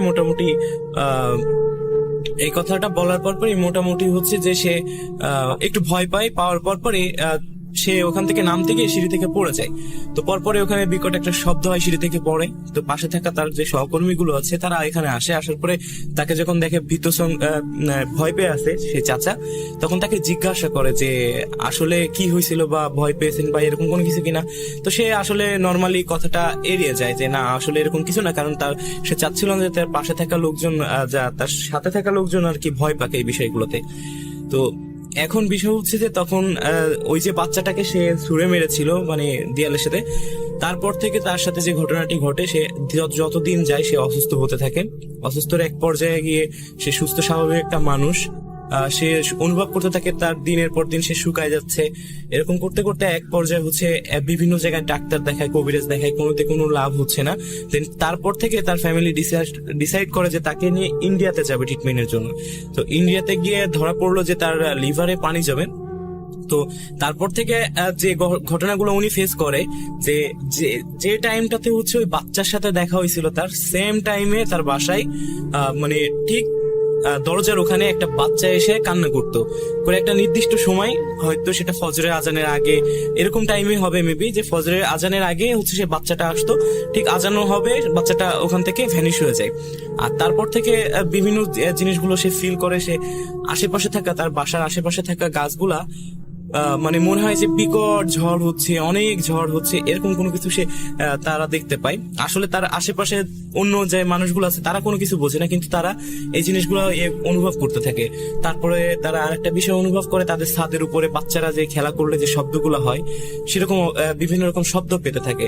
এভাবে আস্তে আস্তে তার শরীরের কন্ডিশন আরো খারাপ হয়। একটা সময় গিয়ে ঠিক ওই নির্দিষ্ট টাইমে যখন সেই বাচ্চাটাকে দেখেছিল সেই টাইমে গিয়ে আসলে উনি মৃত্যুবরণ করে। তো আমি জানি না আসলে যে এই কারণটার জন্য সে মৃত্যুবরণ করছিল কিনা বা অথবা তার শারীরিক কোনো সমস্যা ছিল কিনা, তবে এই ঘটনাটি হচ্ছে তার ফ্যামিলি থেকে শোনা। সঙ্গত কারণে আমি রাসেল ভাই তার নামটা বলতে পারছি না। তো এটা ছিল লিসেনের আমার ঘটনা। ধন্যবাদ আপনাকে, অনেক ধন্যবাদ। এবং আপনার আজকের জার্নি যেটা সেটা সেফলি আপনি আপনার ডেস্টিনেশনে পৌঁছান, বাসায় পৌঁছান, সেটাই প্রার্থনা করব। আবারও ইনশাল্লাহ কথা হবে আপনার সাথে। ভালো থাকবেন, সুস্থ থাকবেন এবং নিরাপদে থাকবেন। আপনিও ভালো থাকবেন ভাই, এবং আমার জন্য বেশি বেশি করে দোয়া করবেন। আর লিসেনার সবার উদ্দেশ্যে একটি কথা, সেটা হচ্ছে যে আমি আরিফুল ইসলাম ভূত.com এর যশোর জেলার মডারেটর। আপনারা আমার জন্য দোয়া করবেন যাতে নেক্সট ডে আপনাদেরকে আরো ভালো কিছু দেওয়ার তৌফিক আল্লাহ আমাকে দেয় এবং আমি ভালো কিছু করতে পারি আপনাদের জন্য। ধন্যবাদ, সবাই ভালো থাকবেন।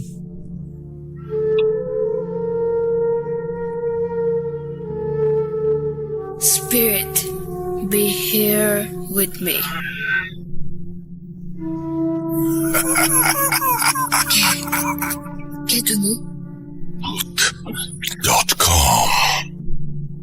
The fear returns with Russell.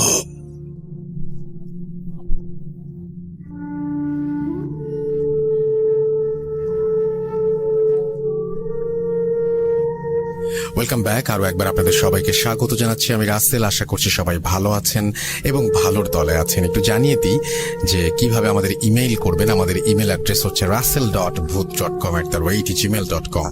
আপনার নাম, ঠিকানা এবং ফোন নাম্বার সহ আপনার জীবনে ঘটে যাওয়া বা আপনার জানা সেরা ঘটনা লিখে পাঠান আমাকে। ঘটনার শুরুতে অবশ্যই উল্লেখ করুন এই ঘটনাটি আপনি স্টুডিওতে এসে শেয়ার করতে চান নাকি আপনি চান আপনার ঘটনা আমরা পড়ে শোনাই। যারা দেশের বাইরে রয়েছেন তারা সরাসরি অডিও ক্লিপ পাঠাতে পারেন বা লিখেও পাঠাতে পারেন ঘটনাটি। এটা কমপ্লিটলি আপনার ব্যাপার। আমরা চলে যাব পরবর্তী ঘটনায় এবং যারা দেশের বাইরে রয়েছেন তারা আগেও অডিও ক্লিপ পাঠাতেন, এখনো অডিও ক্লিপই পাঠাবেন, তাছাড়া কোনো উপায় নেই। সেরকমই একটা অডিও ক্লিপ শুনে আসবো ইন্ডিয়া থেকে। আমাদের একজন লিসেনার, আমাদের খুব প্রিয় মানুষ, তিনি পাঠিয়েছেন। আসলে যারা আমাদের সাথে আছেন, যারা আমাদের ভালোবাসেন, তাদেরকে আমিও খুব ভালোবাসি এবং আমি সবচাইতে বেশি ফ্যান আপনার, কারণ আপনি ভূত.com কে ভালোবাসেন। থ্যাংক ইউ ভেরি মাচ এভাবে সঙ্গে থাকার জন্য এবং ঘটনা পাঠানোর জন্য। ইন্ডিয়া থেকে যে ঘটনাটি পাঠিয়েছেন, এখন সেই ঘটনাটি আমরা শুনে আসব। চলুন কথা না বাড়িয়ে সরাসরি চলে যাই ঘটনায়। হ্যালো লিসনার্স, আমি অরিজিৎ বিশ্বাস। ভারতবর্ষের পশ্চিমবঙ্গ রাজ্যের দক্ষিণ দিনাজপুর জেলার ছোট্ট একটি শহর গঙ্গারামপুর থেকে বলছি। আর যে ঘটনাটি আমি আপনাদের সাথে শেয়ার করব, সেই ঘটনাটি আমায় বলেছে আমার এক ভাই। সঙ্গত কারণেই তার নাম বা পরিচয় আমি এখানে দিচ্ছি না। আমার ভাইটি পড়াশোনার সূত্রে কলকাতার কোনো একটি জনপ্রিয় অঞ্চলে একটি মেস বাড়িতে ভাড়া থাকত। সেই মেস বাড়িতে ও অদ্ভুত কিছু অভিজ্ঞতার সম্মুখীন হয়, তার মধ্যে একটি আজ আপনাদের সাথে শেয়ার করব। ঘটনাটি ঘটে 2016 সালে। জয়েন্ট এন্ট্রান্স এক্সাম বলে একটি এক্সাম চালু আছে আমাদের এখানে। সে ভাইটির মেশোর বোনের ছেলের জয়েন্ট এক্সাম দেওয়ার সিট পড়ে সেই মেসবাড়ির কাছাকাছি একটি স্কুলে। স্বাভাবিকভাবেই ভাইটির মেশোর বোনের বর এবং তার ছেলের এক্সাম দিয়ে তার মেসবাড়িতে গিয়ে ওঠে সেদিন রাতে থাকার জন্য। এবার সেই মেসবাড়িটির একটু বর্ণনা দিয়ে রাখি। মেসবাড়িটি ছিল দোতলা এবং দোতলার ওপরে 3 তলার কিছুটা অংশে বাড়ির কাজ কমপ্লিট হয়েছিল, বাকিটা খোলা ছাদ ছিল। ভাইটি থাকতো নিচতলাতে। ঘটনার দিন মেসবাড়িতে এক সিনিয়র দাদা এবং সেই ভাইটি বাদে আর কেউই ছিল না। সিনিয়র দাদাটি ছিল মুসলিম, সে থাকতো 3 তলার একটি ঘরে। ভাইটি তার আত্মীয়দের রাতে খাওয়া দাওয়ার পরে নিজের ঘরে শোবার ব্যবস্থা করে দেয়। তার মেশো সে কোথায় শোবে এটা জানতে চাইলে সে বলে সে ওপরে 3 তলায় দাদার ঘরে গিয়ে শোবে। এরপর যথারীতি ভাইটি ওপরে দাদার ঘরে শুতে চলে যায়। এর কিছুক্ষণ পরেই তার মেশো তাকে ডাক দেয়। ও প্রথমে ভয় পেয়ে গিয়েছিল। ও ভাবছিল এর মধ্যেই মেশো কোনো অদ্ভুত জিনিস দেখে ফেলেনি তো, কারণ ওরা এর আগেও ছোটখাটো কিছু এক্সপিরিয়েন্স করেছে সেই মেসে। পরেও গিয়ে জিজ্ঞেস করে জানতে পারে মেশো নিচতলার ওয়াশরুমটা কোথায় সেটা জানতে চাইছিল। যাই হোক, সে আবার উপরে চলে আসে। এবার সেই মুসলিম দাদা তাকে একটু অদ্ভুত কথা বলে। দাদাটি বলে রাতে অনেক কিছু শব্দ শুনতে হতে পারে, সে যেন কোনো মতেই ঘরের দরজার দিকে না তাকায়, তাহলে আর কোনো সমস্যা নেই। কি ব্যাপার জিজ্ঞেস করলে দাদাটি বলে আসলে অনেক পুরোনো দিনের বাড়ি তো, তাই অনেক কিছু থাকতে পারে, তাই আমি যা বললাম, যেমন ভাবে বললাম তুই সেরকম ভাবেই ঘুমিয়ে পড়। এরপর তারা দুজনেই শুয়ে পড়ে। শোয়ার আগে ওই দাদাটি কিছু সূরা বা আয়াত পড়ে। ভাইটি এটার কারণ জিজ্ঞেস করাতে দাদাটি বলে এটা করলে এই আওয়াজ যতদূর যায় ততদূরের মধ্যে কোনো খারাপ কিছু থাকলে সে কাছে আসতে পারে না, তবে সেটা সাময়িক। এটাকে নাকি খাট বন্ধ করে দেওয়া বলে। আমি লিসনারদের কাছে এটার ব্যাপারে আরো জানতে চাইবো, তারা যদি জানাতে পারে। যাই হোক, তারা দুজনেই শুয়ে পড়ে। দাদাটি কিছুক্ষণের মধ্যেই ঘুমিয়েও পড়ে, কিন্তু ভাইটির ঘুম আসছিল না। একে নতুন জায়গা, নতুন বিছানা, আর তার উপরে ওই দাদার সেই সাবধান বাণী। এপাশ ওপাশ করতে থাকে বেশ কিছুক্ষণ। হঠাৎ সে ছাদে কারো হেঁটে যাওয়ার শব্দ পায়। কিছুক্ষণ পর শুনতে পায় কোনো বাচ্চার খিলখিল হাসির আওয়াজ, অথচ ওই পুরো মেজবাড়িতে কোনো বাচ্চার আসার কথাই নয়। আবার কখনো গ্যাসের সিলিন্ডার গড়িয়ে যাওয়ার শব্দ। যথারীতি সে ভয় পেয়ে যায় এবং দাদার বারণ করা সত্ত্বেও কয়েকবার দরজার দিকে তাকায়। বলে রাখা দরকার যে দরজাটি ছিল 2 পাল্লা। 2টো পাল্লা যেখানে মিলেছে সেখানে কিছুটা জায়গা ফাঁকা ছিল, যার জন্য বাইরে থেকে খুব সহজেই ভেতরে দেখা যেত, বা ভেতর থেকেও বাইরের কিছুটা অংশ দেখা যেত। সে ভয় পেয়ে চাদর ভালো মতো গায়ে জড়িয়ে নেয়। আমরা এটা অনেক সময় করে থাকি, যে খুব ভয় লাগলে আমরা চাদর বা কম্বল যাই থাক সেটা একদম আষ্টে পৃষ্ঠে গায়ে জড়িয়ে ফেলি। এটা কিছুই না, একটা মানসিক সান্ত্বনা দেওয়া আর কি। যাই হোক, কিছু সময় কেটে যায়। তারপর হঠাৎ সে শুনতে পায় দরজায় কেউ চাপ দিয়ে দরজা খোলার চেষ্টা করলে যেমন আওয়াজ হয় সেরকম আওয়াজ আসছে। এবারও সে আগের মতো আগে পিছে না ভেবে ওই দাদার নিষেধ করা সত্ত্বেও দরজার দিকে তাকায়, এবং তাকাতেই সে যা দেখে তা দেখার জন্য সে একদমই প্রস্তুত ছিল না, এবং সে আঁতকে উঠে জ্ঞান হারায়। সকাল সকাল তার মেশোর বোনের বর ও তার ছেলেরা তার সাথে দেখা করতে আসে, কিন্তু সে তখনও ঘুম থেকে ওঠেনি বা তার জ্ঞান ফেরেনি। মুসলিম দাদাটিকে তারা বলে যে আচ্ছা ও ঘুমুক, ও উঠলে বলো, আমরা বেরিয়ে গেছি। ভাইটির জ্ঞান আসে প্রায় দুপুর সময়। জ্ঞান ফিরলে সেই দাদা তাকে খুব ভালো মতো তাকে জিজ্ঞেস করে সবকিছু খুলে বলতে। সে তখন জানায় তার জ্ঞান চলে যাওয়ার আগের সব ঘটনা বলল। দাদা শেষে তাকে জিজ্ঞেস করে যে লাস্ট কি দেখেছিল সে তখন জানায় সে দরজায় চাপ দিয়ে খোলার আওয়াজ পেতেই যখন দরজার দিকে তাকায় তখন সে দেখতে পায় একটি ভয়ঙ্কর এক মহিলার চোখ, এবং আকারে সাধারণ চোখের থেকে অনেক বড়। এবং তার যতটা মনে আছে সেই মহিলা লাল বা কালো রঙের কোনো একটা শাড়ি পরেছিল। যাই হোক, এরপরের ঘটনা সেই দাদার মুখেই সে শোনে।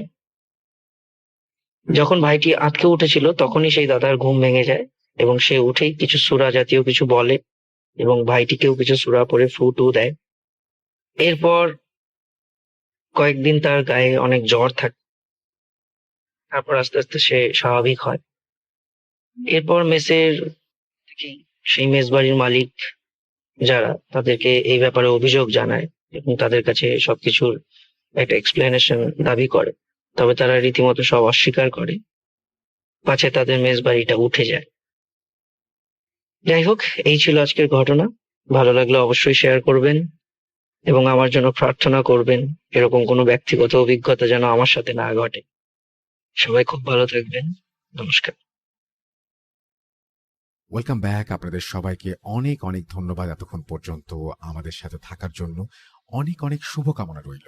সব সময় এই ইউটিউব চ্যানেলটি সম্পর্কে আপডেট পেতে আমাদের ইউটিউব চ্যানেলটিকে সাবস্ক্রাইব করুন। আশা করছি আমরা একসাথে অনেকটা পথ হাঁটব। আজকের মতো এখানে বিদায় নিচ্ছি। সবাই ভালো থাকুন, সুস্থ থাকুন, মোস্ট ইম্পর্টেন্টলি ভূত.com এর সাথে থাকুন। আল্লাহ হাফিজ।